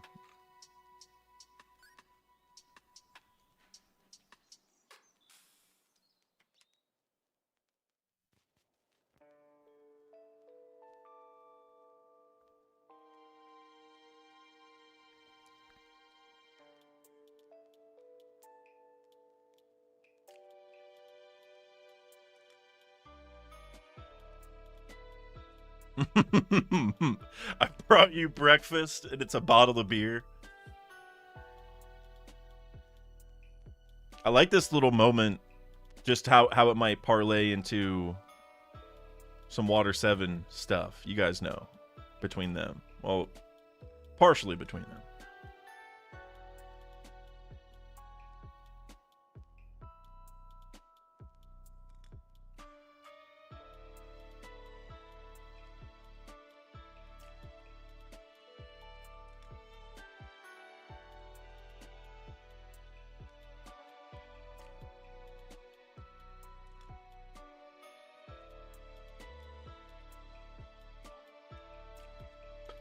really like Dalton. I feel like Dalton's done a great job.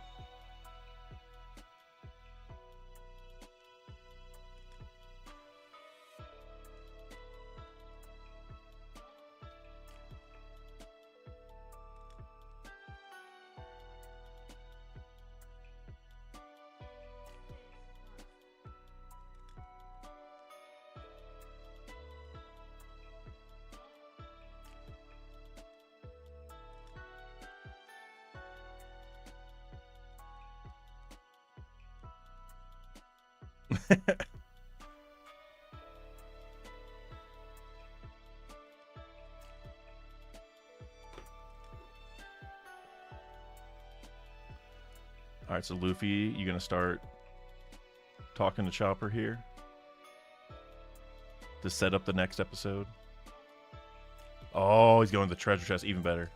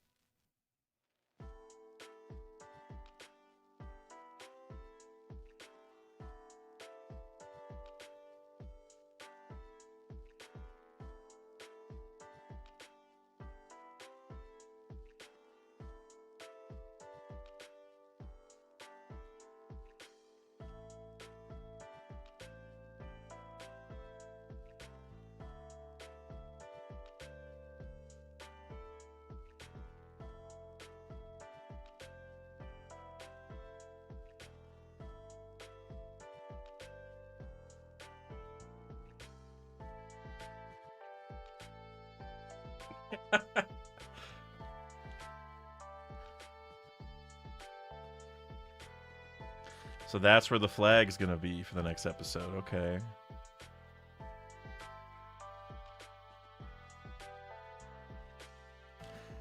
I like Chopper having the potty mouth.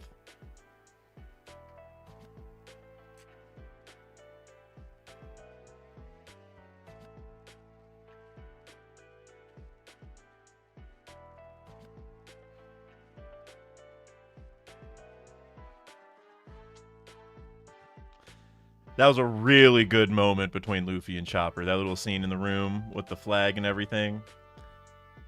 Great setup for the next episode as well. I really like that.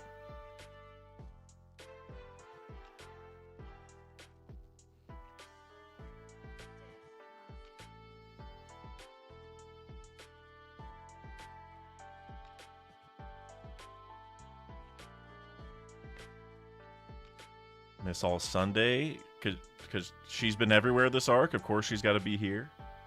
Or this arc, this season.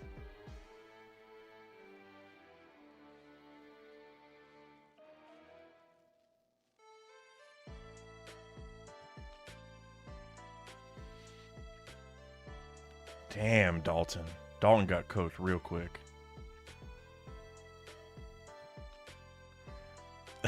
Yeah, Plume Black Cat. Miss All Sunday is everywhere. It's not even Miss All Sunday. It's Miss All Monday, Tuesday, Wednesday, Thursday, Friday, and Saturday and Sunday. It's Miss all day, every day, and everywhere. All right. Well, if you guys couldn't tell from that, from most of that reaction, I loved what they did with that flashback. That was, I mean, look, it's going to be hard to top episode 2 for me no matter what, but episode 7 is definitely my second favorite episode now, for sure. For sure, no question. Yeah, again, I'm really surprised they spent that much time on the flashback. I think it's like warranted, but like that's like almost a full episode for it. If there was a flashback thus far that deserved that much focus, it's definitely Chopper and Hiriluk. So, yeah, it was really good. Honestly, it was really, really good. I feel like the live action onlys had to have like gotten pretty emotional during that. I think. At least I hope so. I can't wait till some of my friends who are live action only get to watch this, and then I'm curious what they're gonna think. Because I got a few friends like that, so. I'm very curious what like someone like an outside opinion is going to be on this that hasn't seen everything before. So I was actually thinking, and let me know if you guys would be interested in this at all. But I've been thinking that it'd be kind of fun if I did like a little interview thing. Maybe I would do it on my second channel or something on Redacted. But maybe I could do like a little podcast kind of thing with one of my friends that's only watched the live action, and then I can kind of pick his brain about how he's viewing certain things. Like it would just be like one of my random friends, so it's not like, I mean, if there's like another big creator or something I could do it with, I would, but I don't really know any. But I was thinking it'd be kind of cool to get my friend on and just be like, just so everyone can get a perspective of somebody who doesn't already know what was happening. You know what I'm saying? I was thinking about that, so I'll see if I can find a willing participant. But yeah, that was a really good episode. Plume Black Hat, you said solid 9 out of 10. I think I would agree with that. Mainly because, I got to go with 10 on episode 2 automatically, but I'm going to go 9 here. That was damn near perfect, I would say. All right, we're going to go ahead and get started into the next episode in 5, 4, 3, 2, and 1. Cheesy said it's crazy that season 1 is what got me hooked into One Piece, and now I'm nitpicking it. Oh, so you didn't watch One Piece at all until season 1? Really? Like, are you caught up on the anime and stuff now too?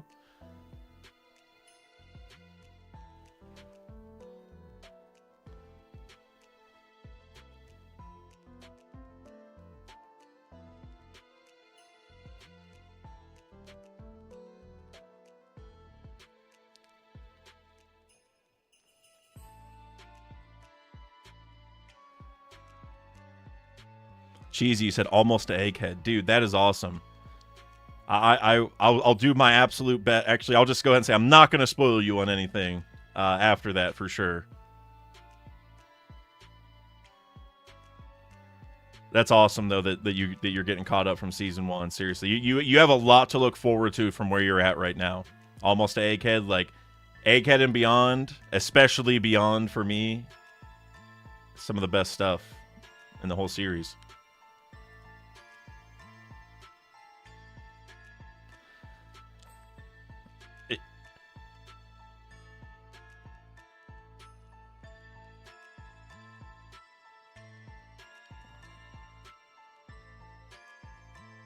It's cool that we're getting a look at his devil fruit powers finally. Oh, and Dalton. I totally forgot Dalton's got a fruit too.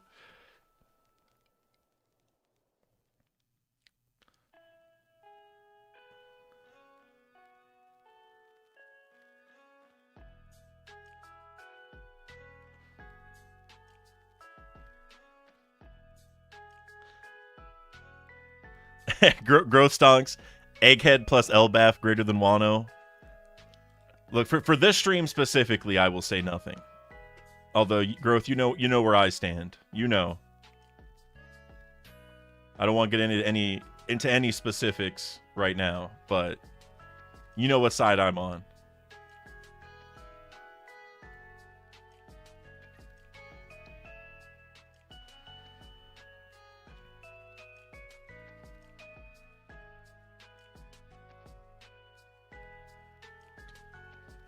Oh, the hippo thing? Oh, dude, what is happening? What just... Wait, what? What just happened? That was crazy. I'm not even sure what my eyes just saw. Cheesy said I watched on Netflix to the War and Marineford, and then I bought every DVD since. So you've been watching with the DVDs. You don't even have like Crunchyroll or anything. That's dedication. That's dedication. So you're waiting for Collection 4. That's why you're not caught up. I got you. I got you.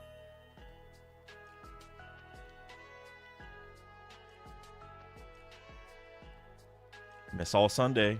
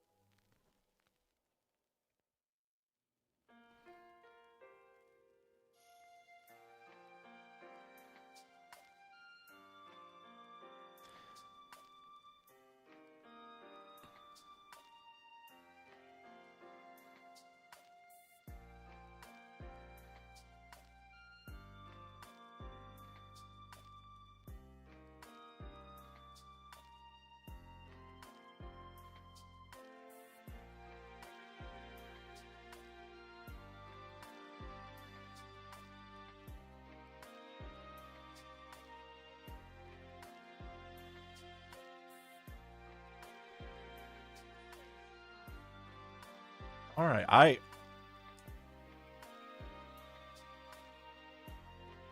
really like what they did with Miss All Sunday throughout this season. She feels so involved, even though she really wasn't nearly this involved in the main story.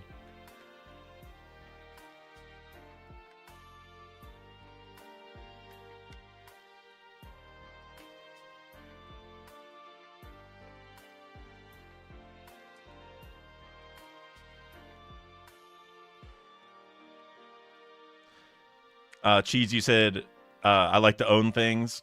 That's good, because I feel like nowadays companies are doing their best to go the opposite way, where we don't have to own anything. You know, they like to, with like the subscription models and all that stuff. So I think that's a good call.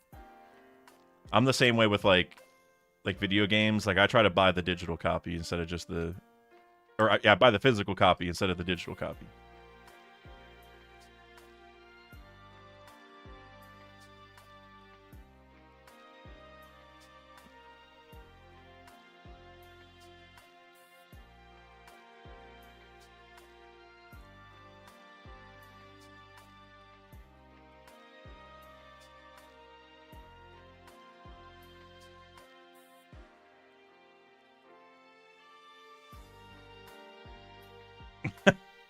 I like how he's really doing the inventing stuff, right? Because that is one of Usopp's like biggest things. I feel like we don't think of it that much, but like, you know, he's made several weapons throughout the story, upgraded his own and Nami's and stuff like that. So I like that we're kind of focusing on that.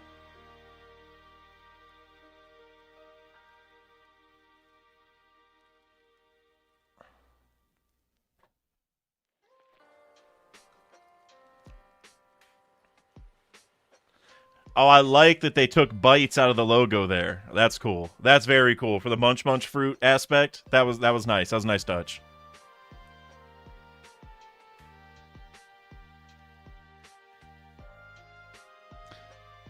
Yeah, and Cheesy and Usopp made it like that's what he was building when he yelled at Zoro and was telling Vivi like, "Give me the wrench."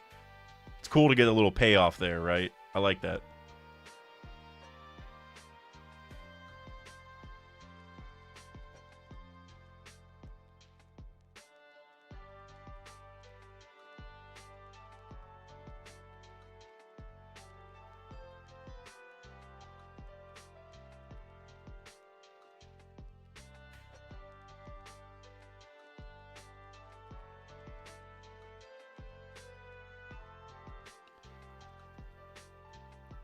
I need to get a hoodie like Sanji's.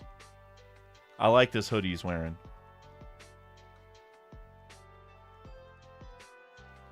Hey, Netflix, if you're listening, if y'all want to make some money, sell some of the merch that some of these people are wearing in the show. You know what I mean? Let's sell these hoodies. Make like a hoodie based on like Nami's from this arc, because that was also in the manga. Like people would love that. Come on.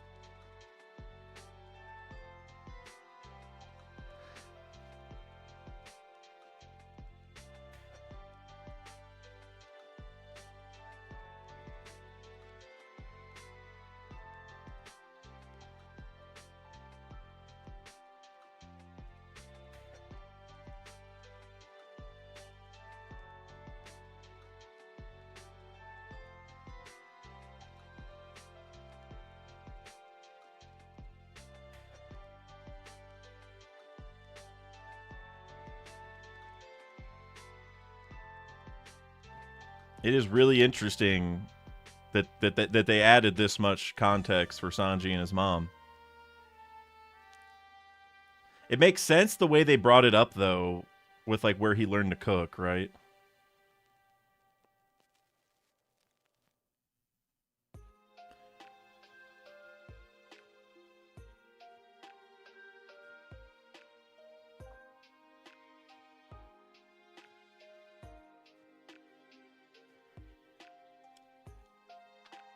I actually really like that they said that they brought it up in, like, the delivery and stuff.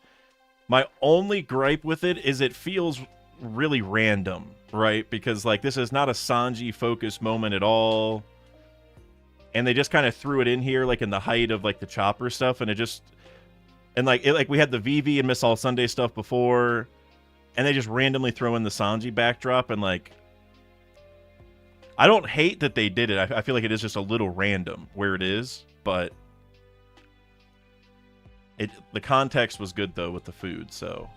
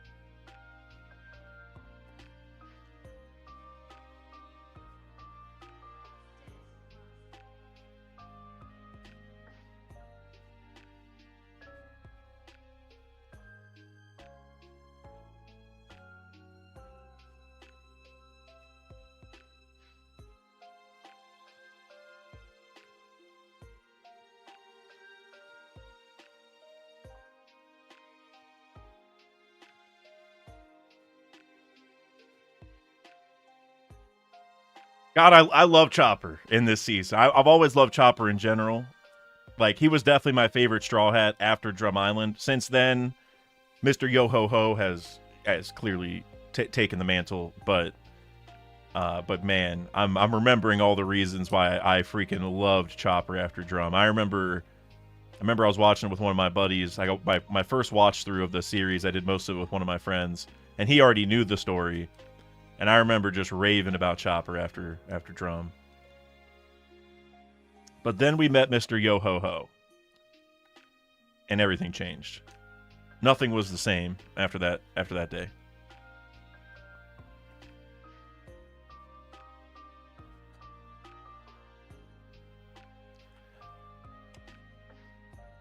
Hey, I like the sweater that Zoro's wearing. I guess it's not a sweater. It looks like it's longer. I don't know what you would call that. Whatever that is.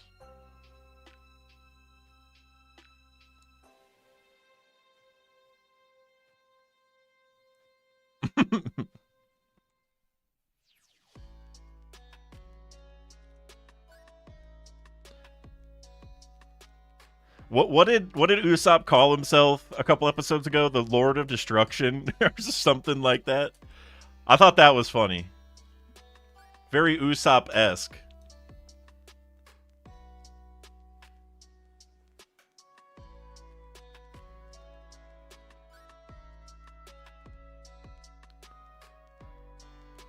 By the way, Kureha's outfit is also perfect. I don't know if I said that earlier, but damn, it's perfect.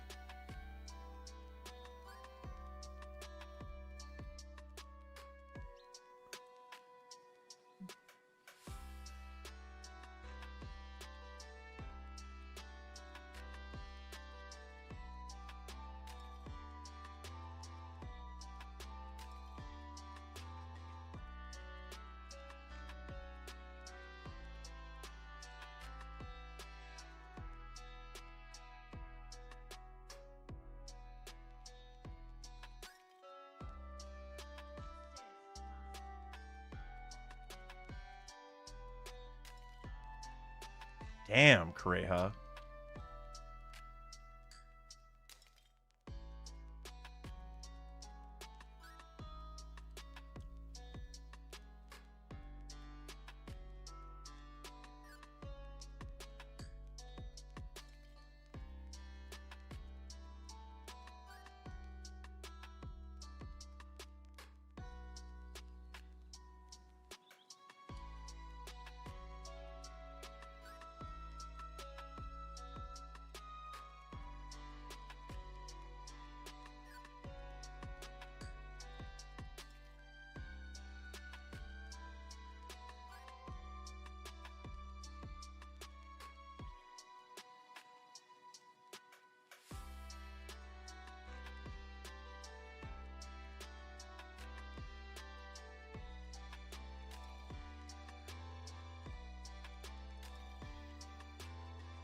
Did Kureha and Dalton have a little talk like this in the manga at this point? Like, I know they talked throughout the arc, but did they have one at this point? I don't remember it.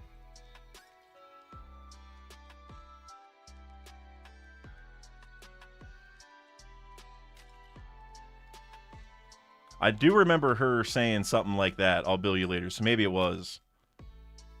Maybe it was around this time. I don't know.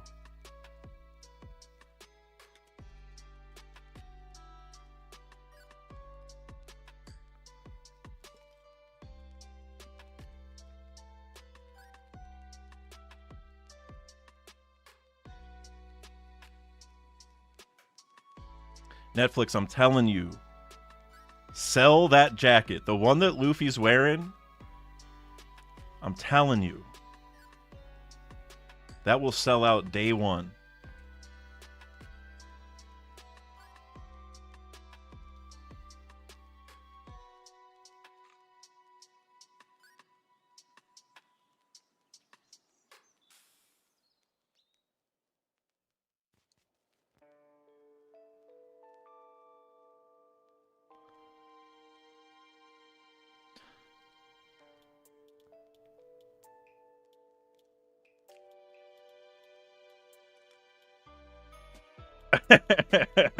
All right, I like that from Wapol. That was funny. Wapol's very like memey, you know, so I like that we're doing this. It was kind of like with Buggy in episode 1, where like he was like getting frustrated with Luffy and just being like just a funny guy. Like Wapol kind of fits that a little bit, not nearly as much as Buggy, but he's very memeable. So.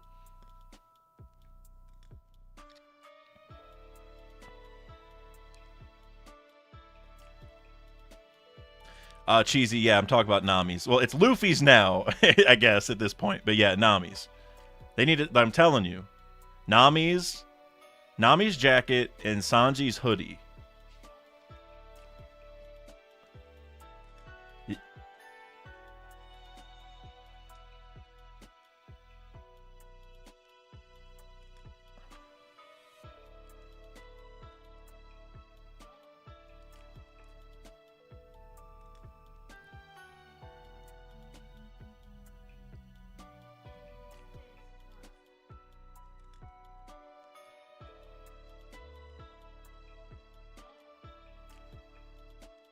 Vivi's cooking.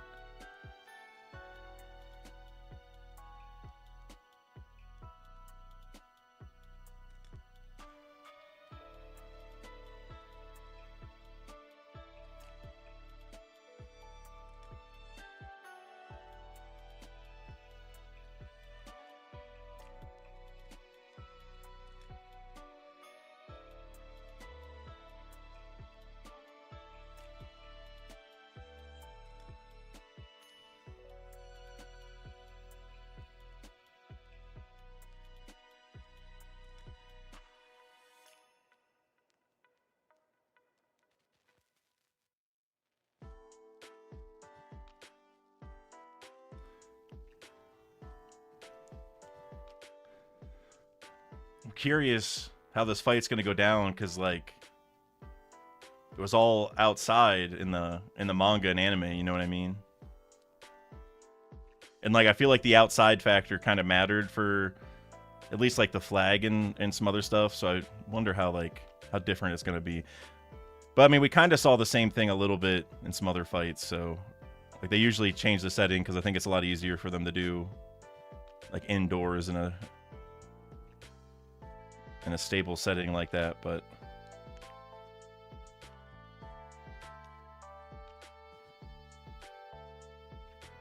I love the onion lady.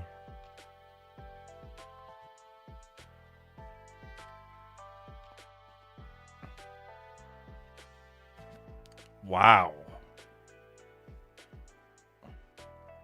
These things look crazy.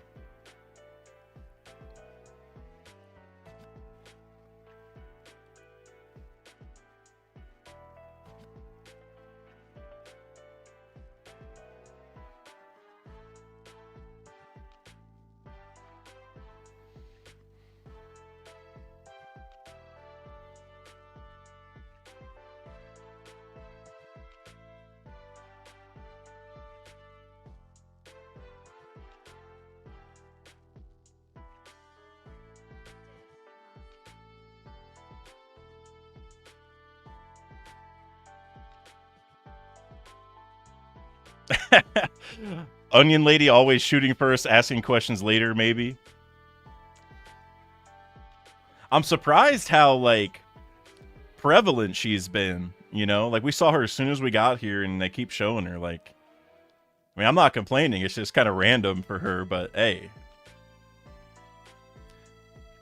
That actress looks enough like her where I could tell right away that who that was, so...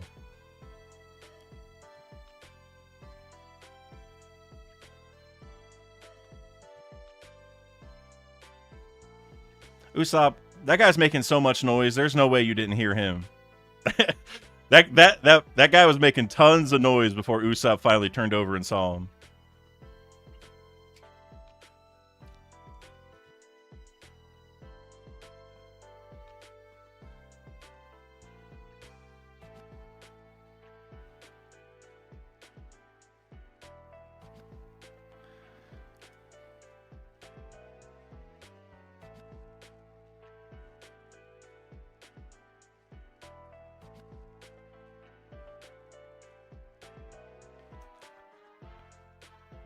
Hey, I love that. Chopper saying, "Let me do my job."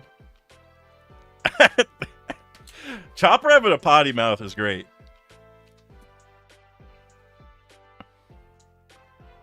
Oh, we got these weirdos coming in here. What's his name? Chess Marimo.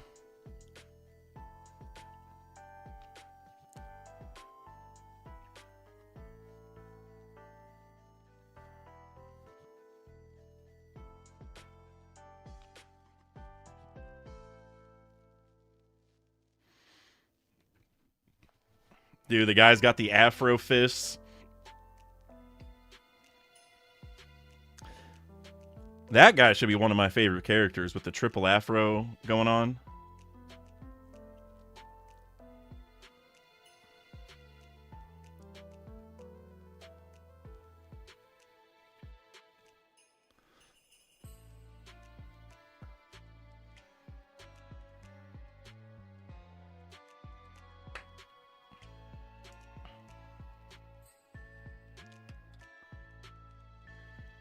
Chopper's monster point does look, or not monster point, but his abominable snowman form, whatever, human form technically.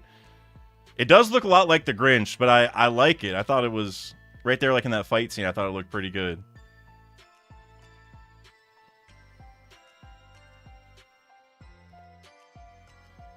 I like when we get to see the zone transformation happen, like we actually see him grow from one to the next. I think that's really cool. It's probably like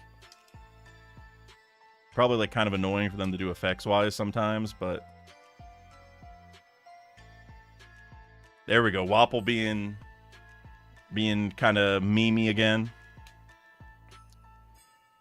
Oh, did he? Damn.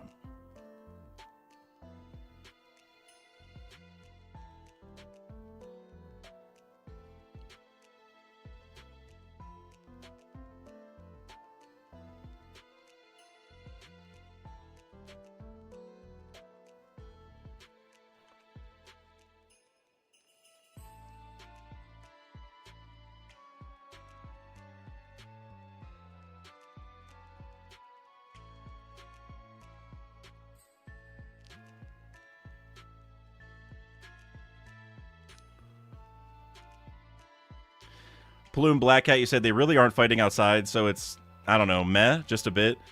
I do agree that fighting inside does feel less exciting, or I don't know what the right word is for it, but it doesn't feel, definitely doesn't feel the same for sure. And a lot of the fights happen indoors in the live action. Like, you think back to episode 3, right? That's not at all how that happened in the manga and anime. Like, Zoro took out 90% of the people or something in the one building and, like, barely left the building for all of those fights, right? He did it all pretty much in that same, like, 3-story building. Arlong in season 1 was a lot of indoor fighting. So, I mean, it's like a controlled environment for them, so I think it's, like, easier to do. But I do agree. I'm not... I would much prefer that it'd be more outside. Like this stuff's outside here, you know, so they can do it, but for some reason I'm guessing it's a lot easier for them to do indoor for these other bigger fights. I mean, I guess this one kind of required to be outside if they're blowing stuff up and there's like this many people involved, but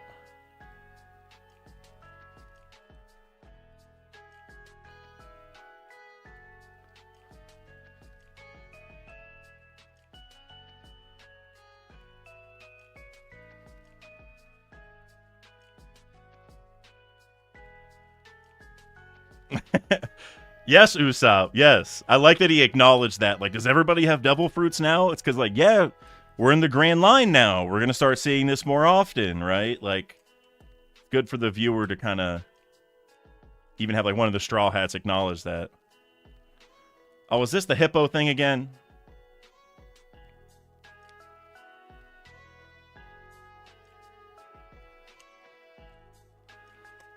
Cheesy, you said, is it a lighting thing or is it just easier to hide the cables? Both, maybe. I'm not an expert. That would definitely be a question that I would ask, like Randy or someone that if I ever got to have like an interview with them, which I am hoping to eventually. I mentioned it last stream, but Randy Troy gave me a maybe about doing an interview at some point. So. Oh, I like that. Chopper reverting to small and then going back up. Yeah, I love that. But yeah, there's definitely a reason they do it all indoor. Like, I don't know if it's a budget constraint thing or like a technical thing with the lighting or what it is.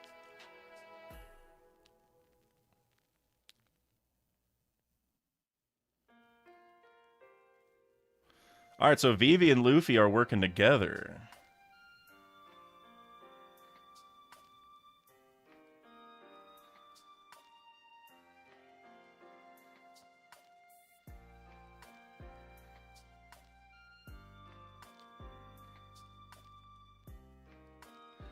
Dude, this static electricity stuff is going crazy with the with the Afro guy.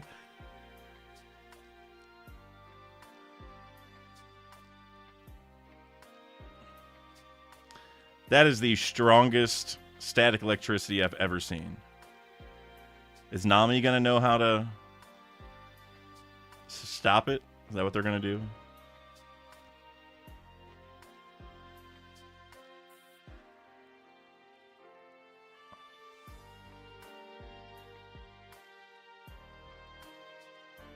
Wow.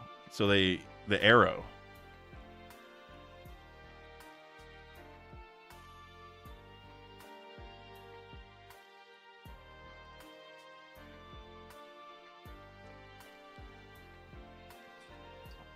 Oh my god.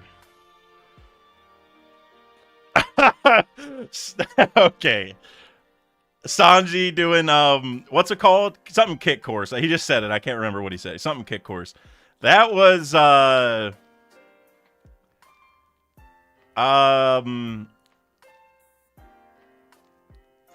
one shot of him spinning on his hands was not great. I love that they included it and it was looking good at the beginning, but then there was a little moment there where it looked a little wonky, but hey, I mean, I like that they included it. That's one of Sanji's biggest, like not most common attacks, but one of his signature attacks. So they had to include it. It's kind of like with Alvida, where like people sliding on their bare feet's gonna look weird no matter what. And like if Sanji was actually gonna spin enough, you know, to make that look like real, like his hands aren't gonna be able to keep up, so it's gonna look weird whenever they show that angle. So I don't really blame him, but I like that it's in there at least, you know?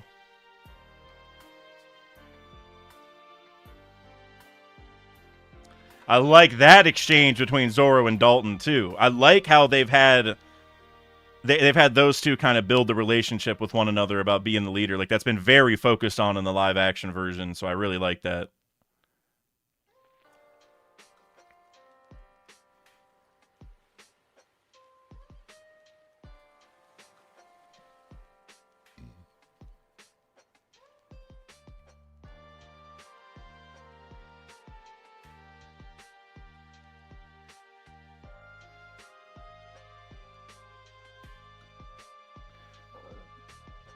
So we still have half the episode left.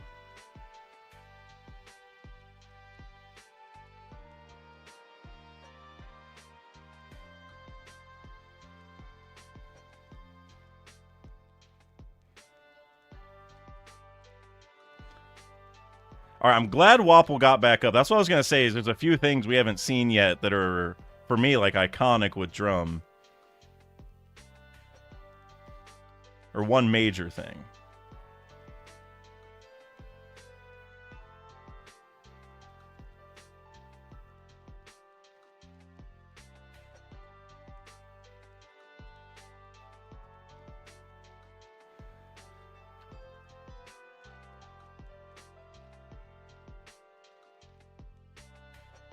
Yep, we had to have this in here.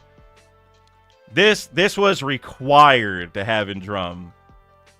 So let's see now what's gonna happen here.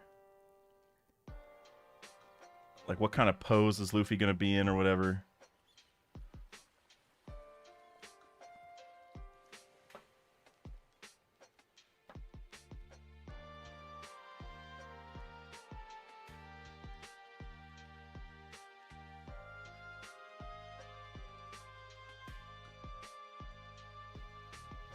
Big Mouth was a good insult for the moment in particular.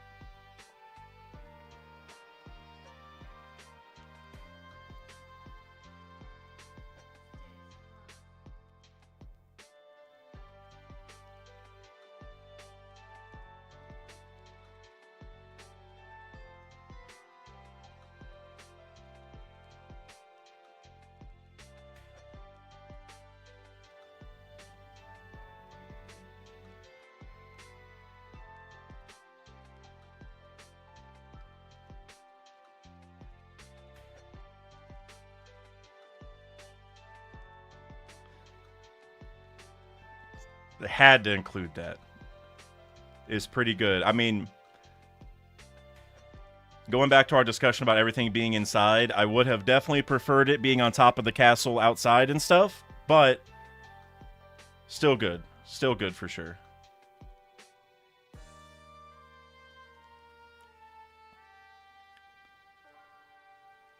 What's he got there? Giant pizza cutter.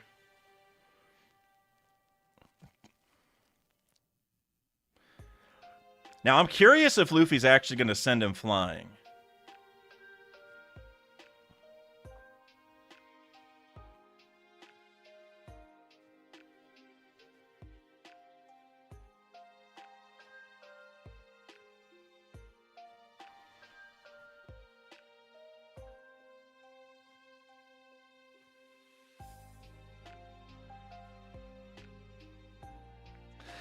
Delaney, you said, this adaptation's so good. I'm glad it's not perfect to the anime and things are being said and shown earlier. I agree. I like a lot of the foreshadowings that weren't there in the other forms but are here now. It's likely because the story won't go on as long, so they have to kind of start foreshadowing certain things a little bit earlier. So it, if they're going to foreshadow it all, they kind of have to start doing it now for certain things. So I agree. I think they're doing literally as good of a job as you possibly could, given all the other kind of challenges and obstacles that come with adapting an anime, especially one like One Piece. I think they're literally doing as good of a job as you could ask them to.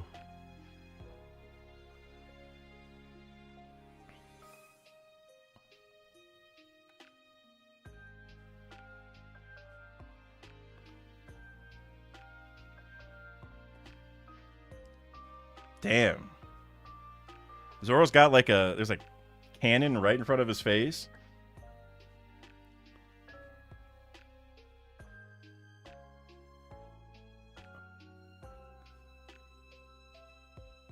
Oh, that's how it happens. Oh, and right through the stained glass Wapol window. All right, I like that. Oh, and because he got defeated, the powers are wearing off everywhere else. I like that. That's very cool. Good timing. The way that they did that with Zoro having the cannon in his face, that was some good timing.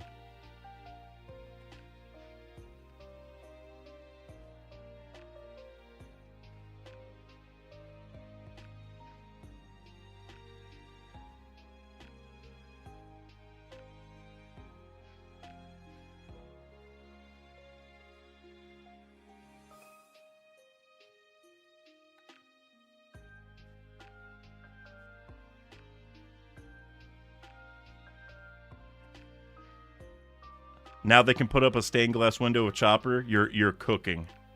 Cheesy, you're cooking.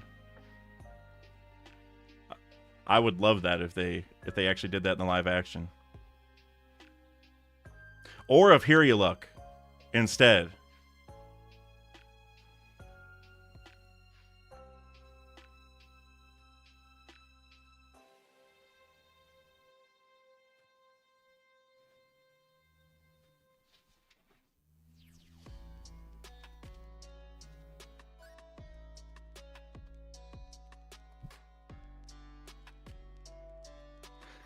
The 20 MDs.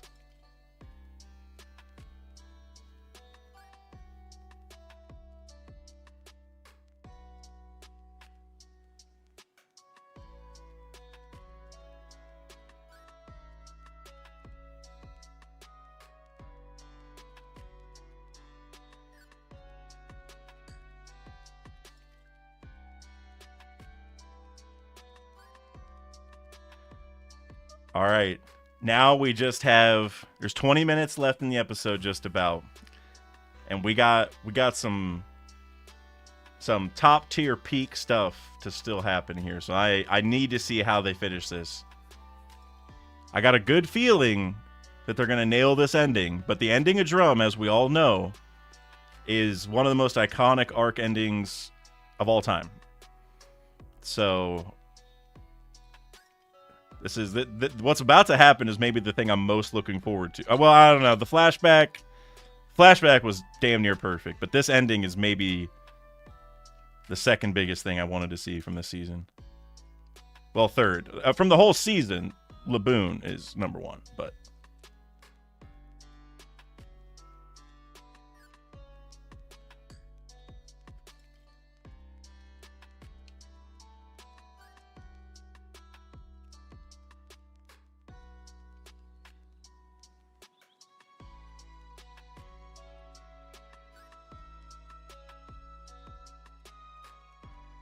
that's right. They don't even know who Chopper is yet.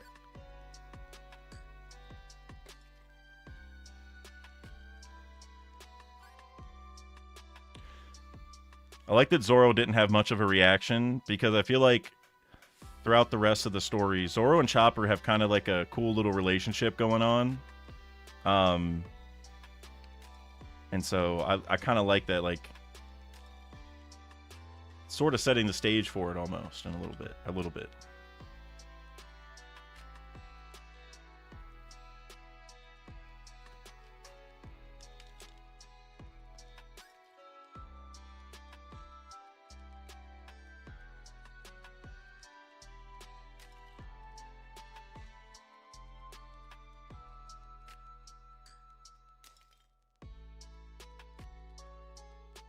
Now,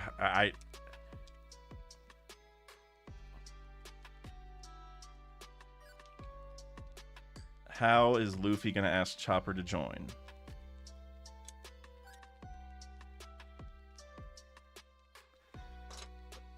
I hope. Yes. I need Luffy to say shut up and come with us.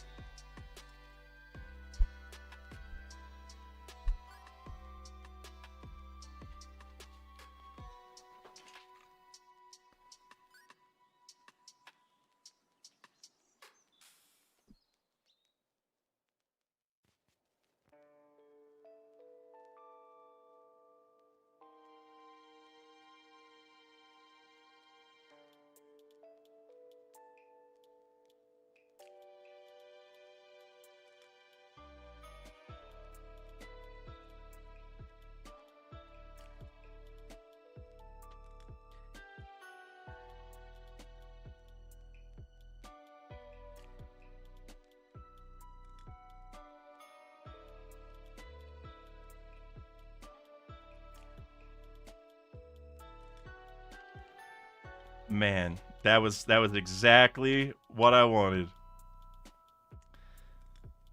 They nailed it. Yo. I mean, we still got a little bit to go. We got a major moment still to come here, but they nailed that scene. Chopper, like, not like wanting to join but not being confident enough to join. He's like, I'm a monster. I got hooves and antlers and a blue nose. I can't join, but thank you though. And then Luffy says, shut up. Like that's like what really like pushed me over the edge on my first watch through, as far as like loving Chopper, loving the series and everything. That was a huge moment for me, you know, like that kind of acceptance. And they nailed it. They absolutely nailed it.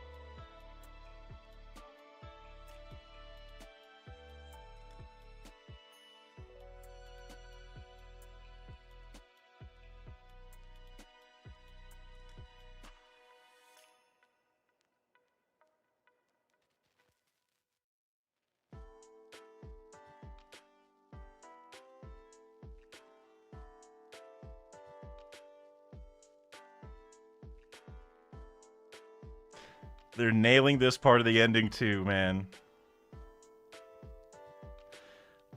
Cheesy, you said, is Zoro and Chopper's bonding time in the anime filler?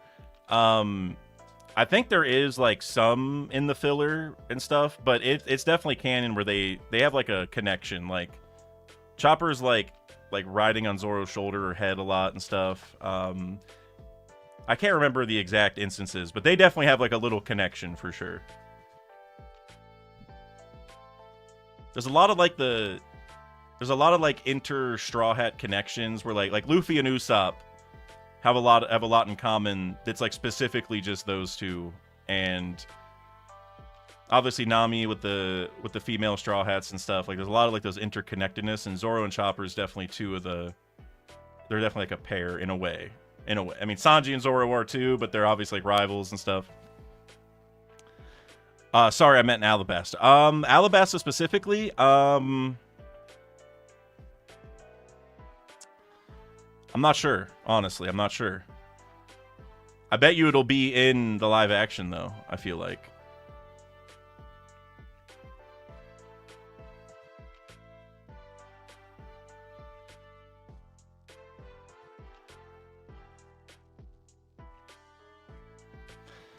All right, guys, this is it. This is it. And I gotta say, before I see it, this whenever they were like coming up with like the season, like what do we like? How far is the season gonna go? Are we gonna end at Drum? Whatever. Them ending at this was a brilliant call. I gotta say. Oh, it looks great. Yep. In front of the moon. Now we still got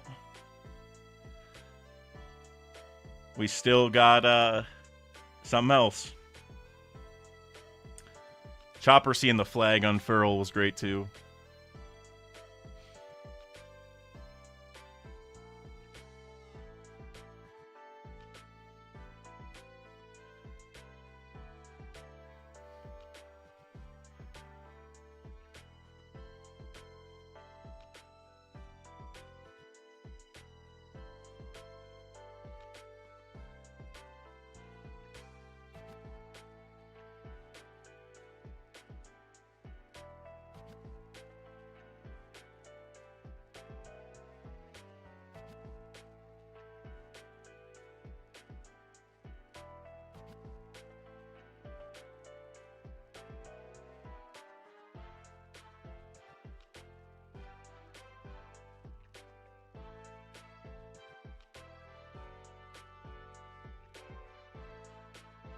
Oh, hey, major shout out to Cheesy Tarian for the 10 gifted memberships. Cheesy, hey, W's in the chat for Cheesy. You picked a good moment too, my friend. Seriously, thank you so much. That is awesome of you. Thank you so much, Cheesy. I appreciate you. That is awesome. And also, I like that one of the gifted memberships went to you. Is that how that normally works? 1, 2, 3, 4, 5, 6, 7, 8, 9, 10. Is that how it usually works? I feel like it doesn't usually work that way, but I'm glad that that is how it worked out. Thank you so much, Cheesy. Seriously. And shout out everyone else. Welcome to the Afro Gang. Oh,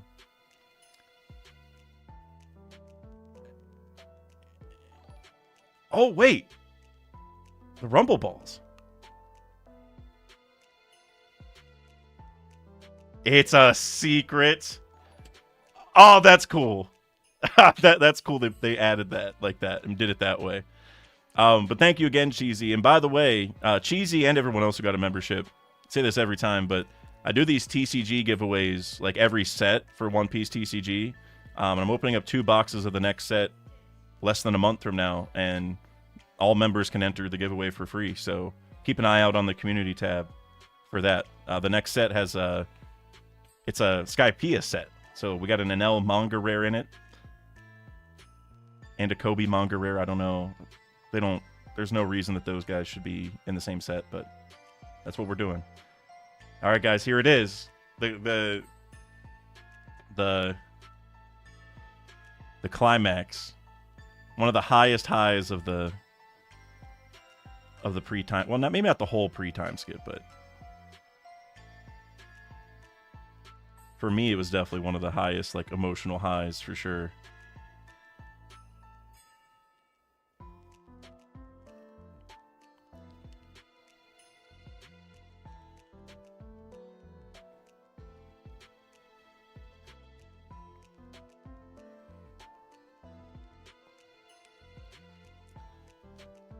How is Chopper gonna react?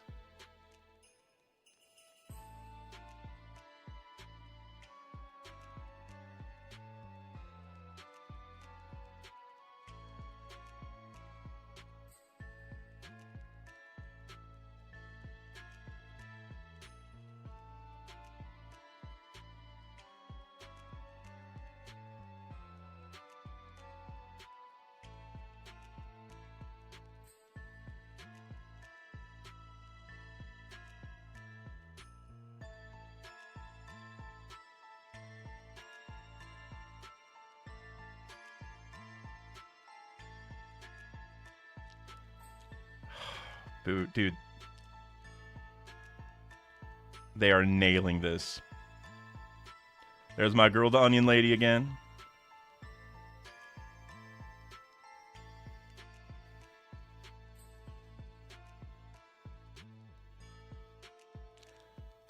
Wow, it is beautiful.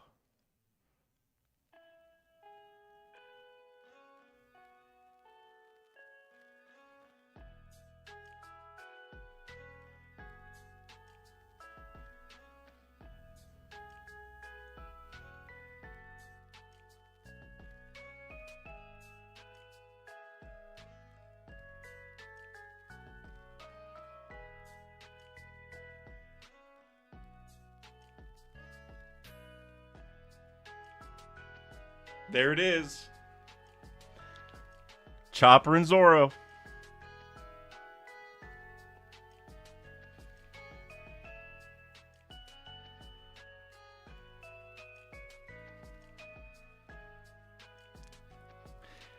Wow, that shot of them leaving the island is just beautiful, man. It's a cherry blossom tree, the mountain plus that. Like, it looks just like it. Man, guys, I'm on the verge of tears right now. I'm not going to lie to you. I've seen this scene in the anime so many times, and this is just something else. Like,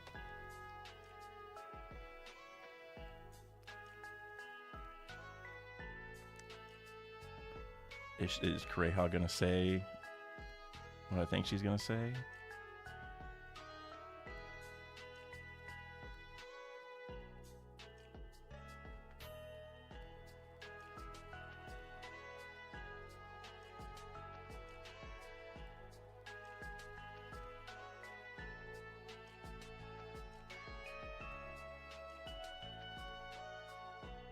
Yep.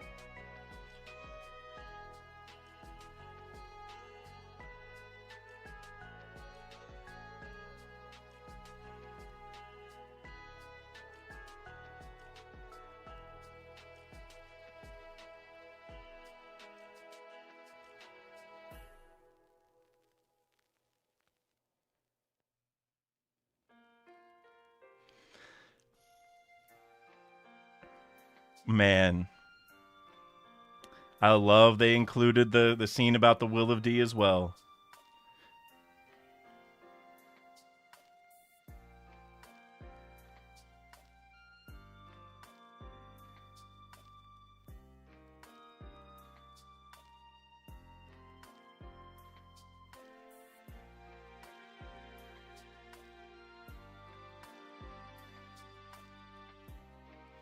Oh, whoa!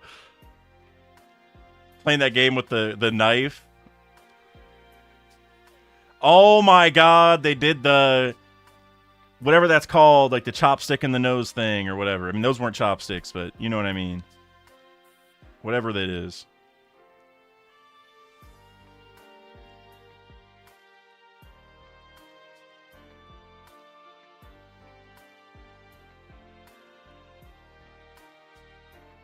Can I try the knife game?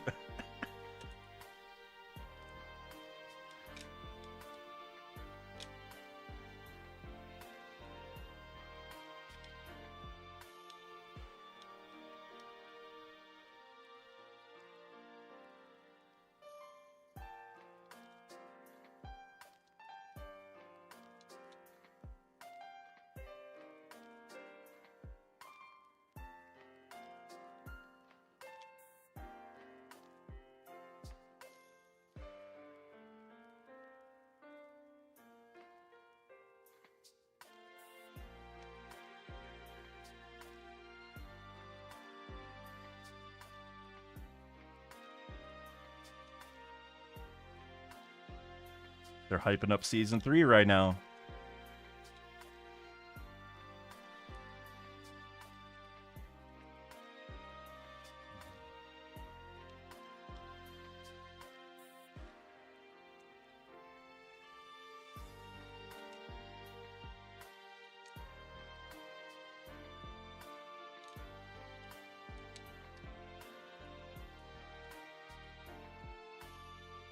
Are we going to see Mr. Zero at the end of this?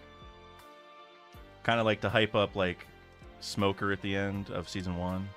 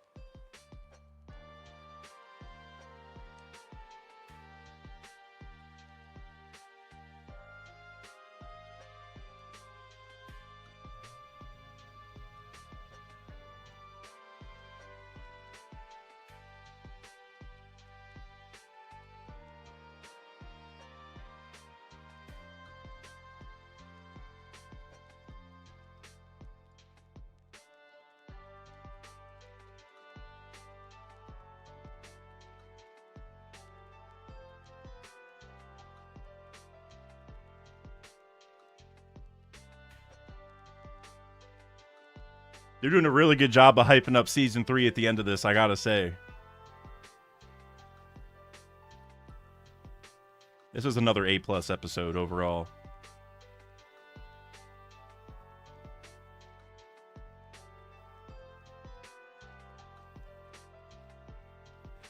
I hope we get to hear his laugh again. This guy has nailed the crocodile laugh.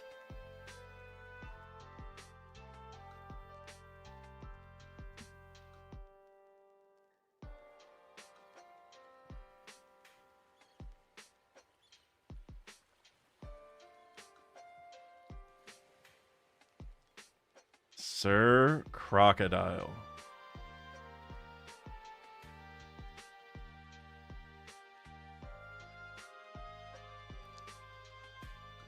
He looks badass. Croc and Smoker need to talk about their favorite cigars sometime.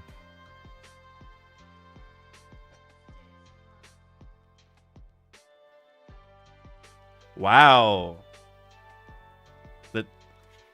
The childhood pick on the bounty poster, I wasn't expecting it, but that's accurate, right?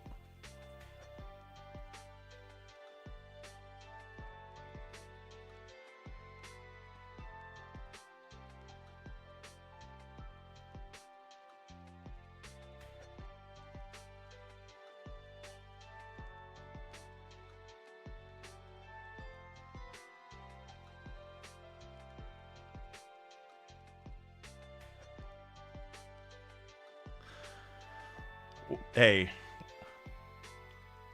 Oh, dude, the banana dial at the end too. That was a great way to end it, man. That was really good. All right, hey, now that I've seen it all, I'll happily say hats off to the live action team.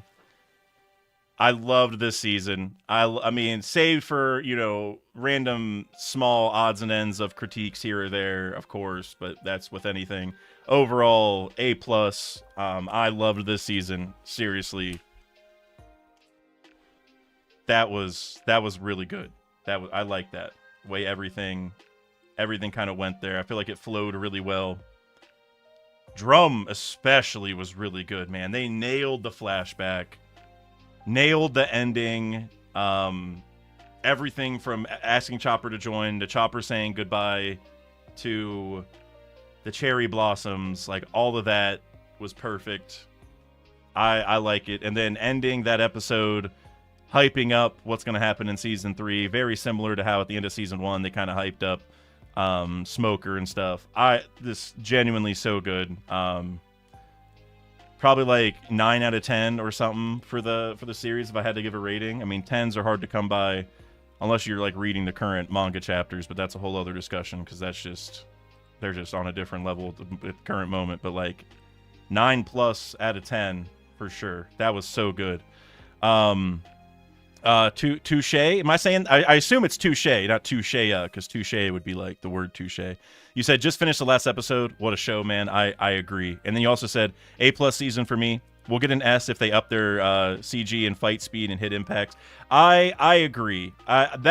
Those are kind of my critiques. Are like the scripting and all of that stuff, I think is genuinely like 10 out of 10 or 9.9 out of 10 work that they've kind of done. Like I like a lot of the foreshadowings they do that weren't really existent in the manga and anime because it just, I mean, the live action might be shorter, but just to kind of, I don't know, like I think even for Oda, now that he's almost rewriting the story again in a small way, right? Like he can kind of look back at his early work and be like, oh, I wish I did this or this or this. And I like that they're almost able to do that and throw in some extra little tidbits of foreshadowing here or there. So all that stuff's great, but I agree, like some of the fight stuff and like the hit impacts in particular, because we talked about this with Smoker in episode 1 when Luffy's fighting Smoker. The hit impacts were perfect. The CGI was perfect. The fight speed was perfect. That is the best fight in the live action period, if you ask me. Even after I've seen this whole season, that Smoker versus Luffy fight, well, Luffy and Sanji versus Smoker, really. Like the hit impacts, like it felt like they were actually flying through the windows and hitting the wall in the back and like actually getting pain, right? But in some of the other fights, it's just like someone got dropped on the floor, kind of, and if anyone from Netflix or Tomorrow Studios is listening, I mean, it was still good. I'm not saying it was bad by any means, but if I had to give my critique, it's definitely that stuff for sure. It's like. Just go ham with the CGI on some of these fights. You know what I mean? I mean, it's an anime fight. We're not expecting it to be that realistic. Luffy's stretching anyway. Just make it feel a little more impactful. But it was still good though. Like it's not like I'm sitting here feeling like they were terrible. But just now that I've seen the Smoker one, I know what they're capable of. Which Smoker, obviously, like him having a Logia, especially a smoke Logia, which I don't know much about this, but I would imagine CGI for smoke is maybe a little easier to do just because there's probably a lot of like, I don't know what the right term is, but like assets already to use, like pre-rendered, pre-made versions of smoke, or like I'm sure there's like some, I feel like that's probably easier because it's used a lot, right? Like smoke type stuff. But One Piece has so many other random odds and ends of powers that I don't think like that some of these are going to be as easier for them to figure out. But still, after seeing that one, I know that they can do really well. So I would much rather they just keep working on it. I mean, again, it's not bad. So, but that is definitely the biggest critique. Delaney said, I'm really loving seeing Garp and Marine's movements behind the scenes. That's something else they do really well in the live action. It's kind of similar to what they did with Miss All Sunday as well, but obviously she's not, with the Marines and stuff. But I like how like the season keeps tabs on these different groups throughout the whole time, right? Like we don't they don't give us a lot of time to forget that somebody's involved in what's going on. You know, like the Marines are keeping eyes on what's happened with Baroque Works and Luffy and all that. Miss All Sunday she's popping up in places. We're seeing the Marines, they're like Smoker and Tashigi now, try to get over there. We see Garp pretty regularly. We even saw Kobe and Helmeppo. I really like that. I think that's good for the live action too.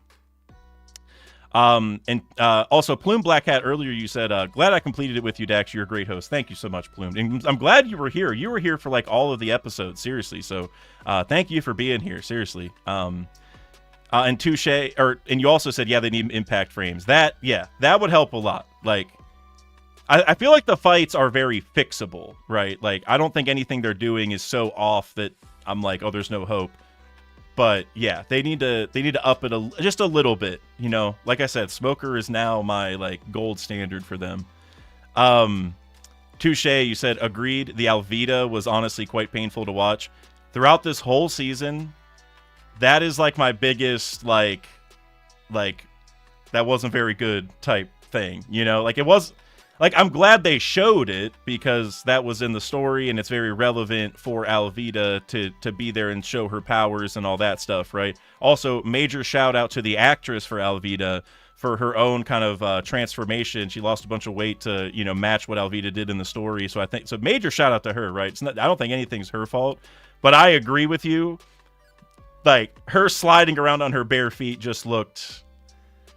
I feel like when people were worried about the live action not looking right, you know, not adapting One Piece right to where it looked good and stuff, I feel like that kind of stuff is what they were worried about, because like some of the powers are so wacky it's just never gonna look right.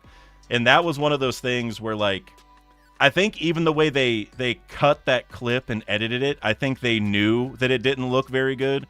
But again, they had to add it in there, and it's no shade to the actress, because like it's not, I mean, like I said, sliding around on your bare feet without moving your feet just looks weird to people, because like as humans, we're used to you like moving your feet to walk, or if you're gonna slide, you're gonna be on like skis or like a snowboard or something, you know what I'm saying? But bare feet on the ground sliding with no effort, just it looks like if you saw that on the street, you would think you're in, you know, some fantasy world. So it's like I get why that just looks weird. So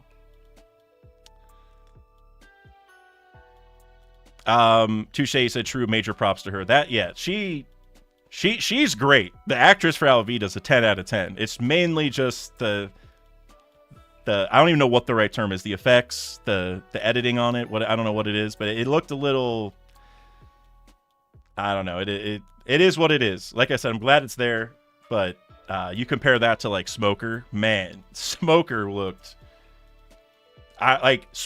so good in the live action. I'm now excited to see him come back into the manga at some point, because as all of us manga readers know, we've been waiting on him for long enough, you know, to do something relevant. But this actually made me more excited for Smoker in the manga and anime, which I think is kind of interesting that it did that. And I also remember now, you know, why I love Chopper so much. You know, it's because Chopper gets a lot of negative, you know, feedback in the current story or recent story, I should say, post time skip kind of stuff. But this definitely reminded me why I loved him too. So, Gross Stonks, you said the sword play was so good this season. We need live action tier list. I agree. Sword play was pretty good. I liked it. If I had to give a critique on the sword play, I would say in episode 3, when Zoro is in that room with all like the different levels in Whiskey Peak, I mentioned this during the reaction. It's not so much like the choreography in general. It's that Zoro's using swords and he was like cutting people, but there was like very little blood. And like, I'm not expecting, you know, the most goriest thing ever, but we saw later in the season, they had no trouble showing like giant sword wounds in people. But I felt like during that, it was just like, it was just kind of whatever, you know. It's like he wasn't even using swords. He was just using like a baton, is like kind of how it felt for a while. But that's not even that big of a deal. I think the actual choreography of the sword play was good. It's more just the effects outside of it, you know. But overall, I thought a lot of the season was really good. Like, none of the complaints I have are like, you know, major things I would tell people. Because like sometimes when I'm recommending shows, I might say like, hey, I love this show. this thing, like maybe like this episode or this arc is kind of iffy, but make sure you get past it because everything else is great. You know, like I feel like there's a lot of shows that you kind of say that for. Like even for One Piece, you know, a lot of people hate like Long Ring, Long Land and stuff, or people say skip Skypiea, which is cap. But like this, there's like nothing I'd like be worried about, you know, recommending it. So.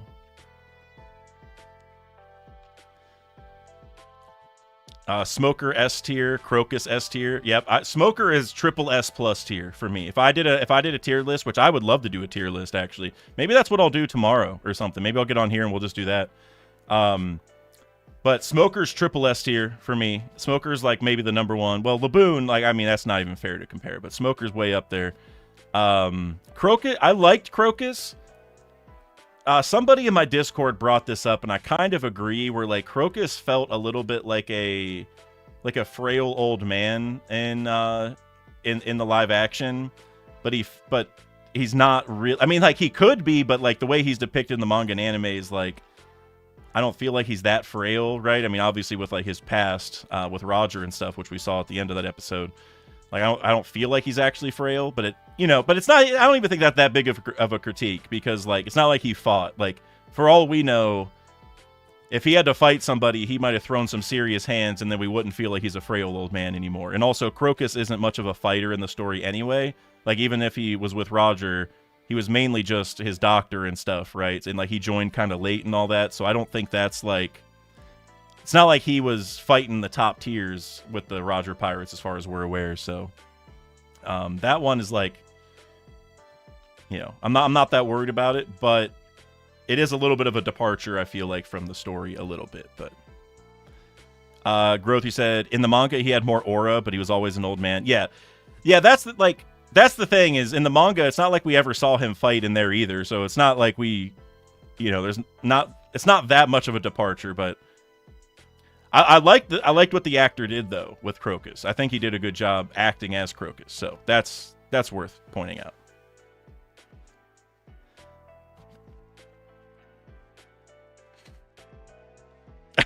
Wait, you guys are saying it was Rio earlier from my comment about Zoro? That's funny as hell. That is so damn funny. Yeah, I mean that's the copium I'm going with. That was Rio. That was the emission hockey. He wasn't making contact. He didn't need to. I can't wait to see how they tackle hockey in the show. If they do, maybe they don't even do it and they just skip it. I don't know how that would work for some of the major moments. I guess they'd have to at least add conquerors, I would think. But damn, that's funny.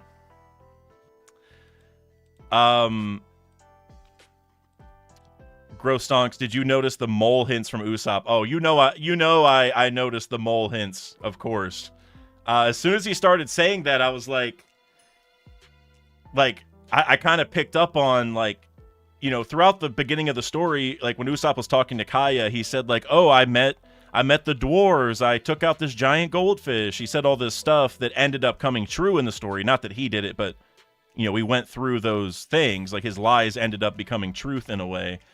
And so that him mentioning the mole stuff is him doing that, right? For the next season. And I feel like it's really smart for the live action to do that because like whenever he mentioned the dwarves, for example, like we might not see that for eons in the live action, you know.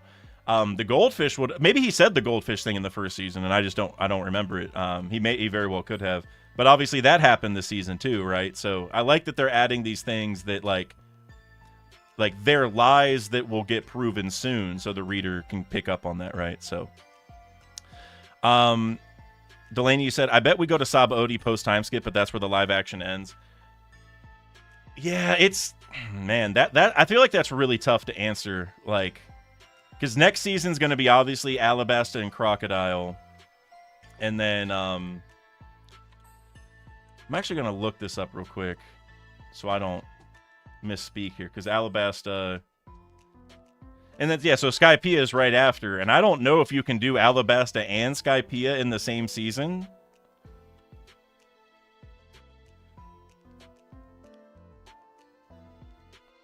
And then you could do Water 7 and then Enies Lobby after, and like within 3 to 2 to 3-ish more seasons, you could be at Enies Lobby. So if we really wanted to get past the time skip, we're talking like 4 to 5 more seasons if we did everything. I mean, they could do at least that. So maybe that is it. Like, the time skip would make sense as a good place to end, and then they can kind of tell everyone, go check out the real story. Because the thing for me is, like, they either have to end that way, where it just is like, they get to a certain point, and then it, like, hands off to, like, the main story or something.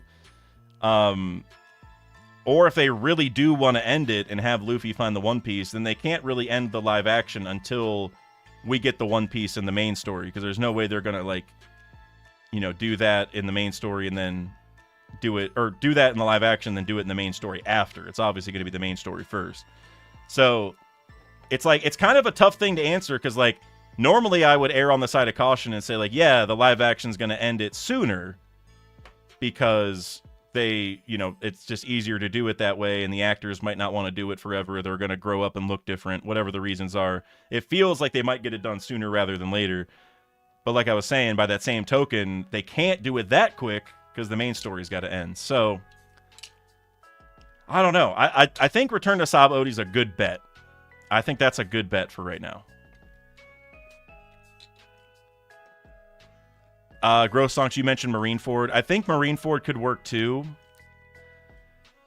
But it's like what's the ending gonna be there? Like, are we gonna beat the government and then Luffy, like, because the live action's about Luffy finding the One Piece too, right? So, like, he would have to find it in the live action for it to work. Now, unless the live action ended where, like, he finds it and then he just, like, they don't show it to us or something, which, like, I don't think they do that. I think if they're gonna do it, like, they would have to wait till the main story shows the One Piece, and then they just come up with another way of getting Luffy there, you know, and then do the same thing. Like,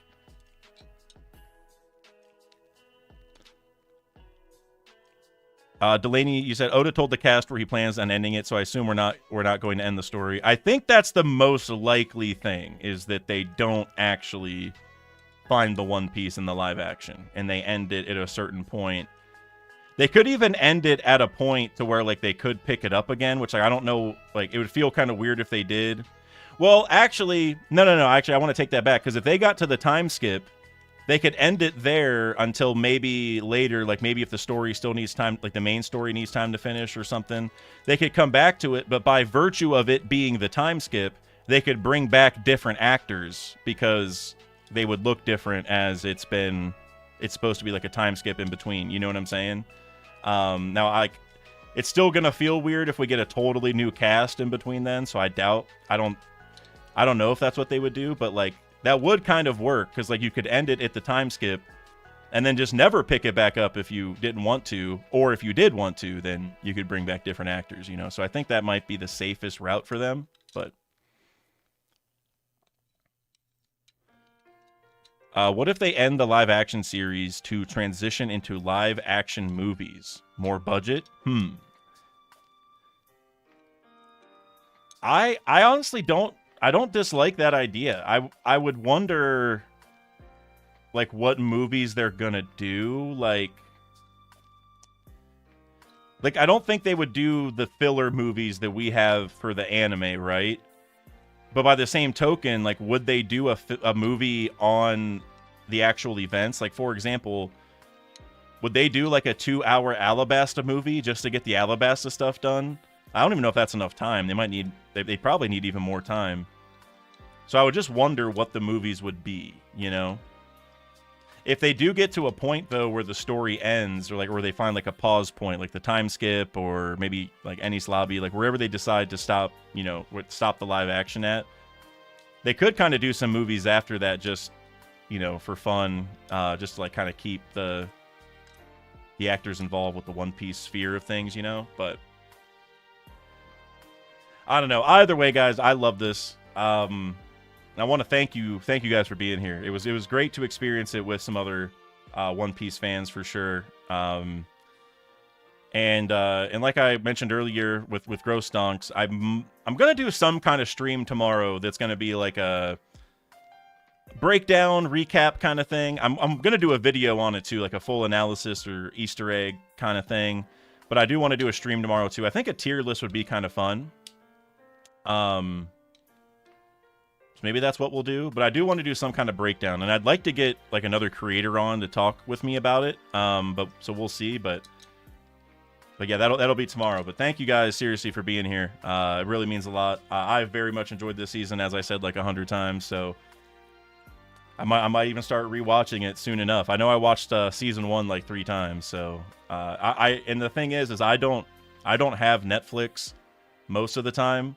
Last time I had Netflix was for 1 month when season 1 came out, and then I re-upped just for season 2. So I might just keep watching it until my subscription runs out. But yeah, tomorrow I'll be live. Well, most likely tomorrow. Might be Thursday. I might have to drive home tomorrow. I live 2 hours from where I'm actually from. I might have to go home for something, but I'm not sure. So one of the next 2 days, I'm gonna go live and we're gonna have a little chat about the season. So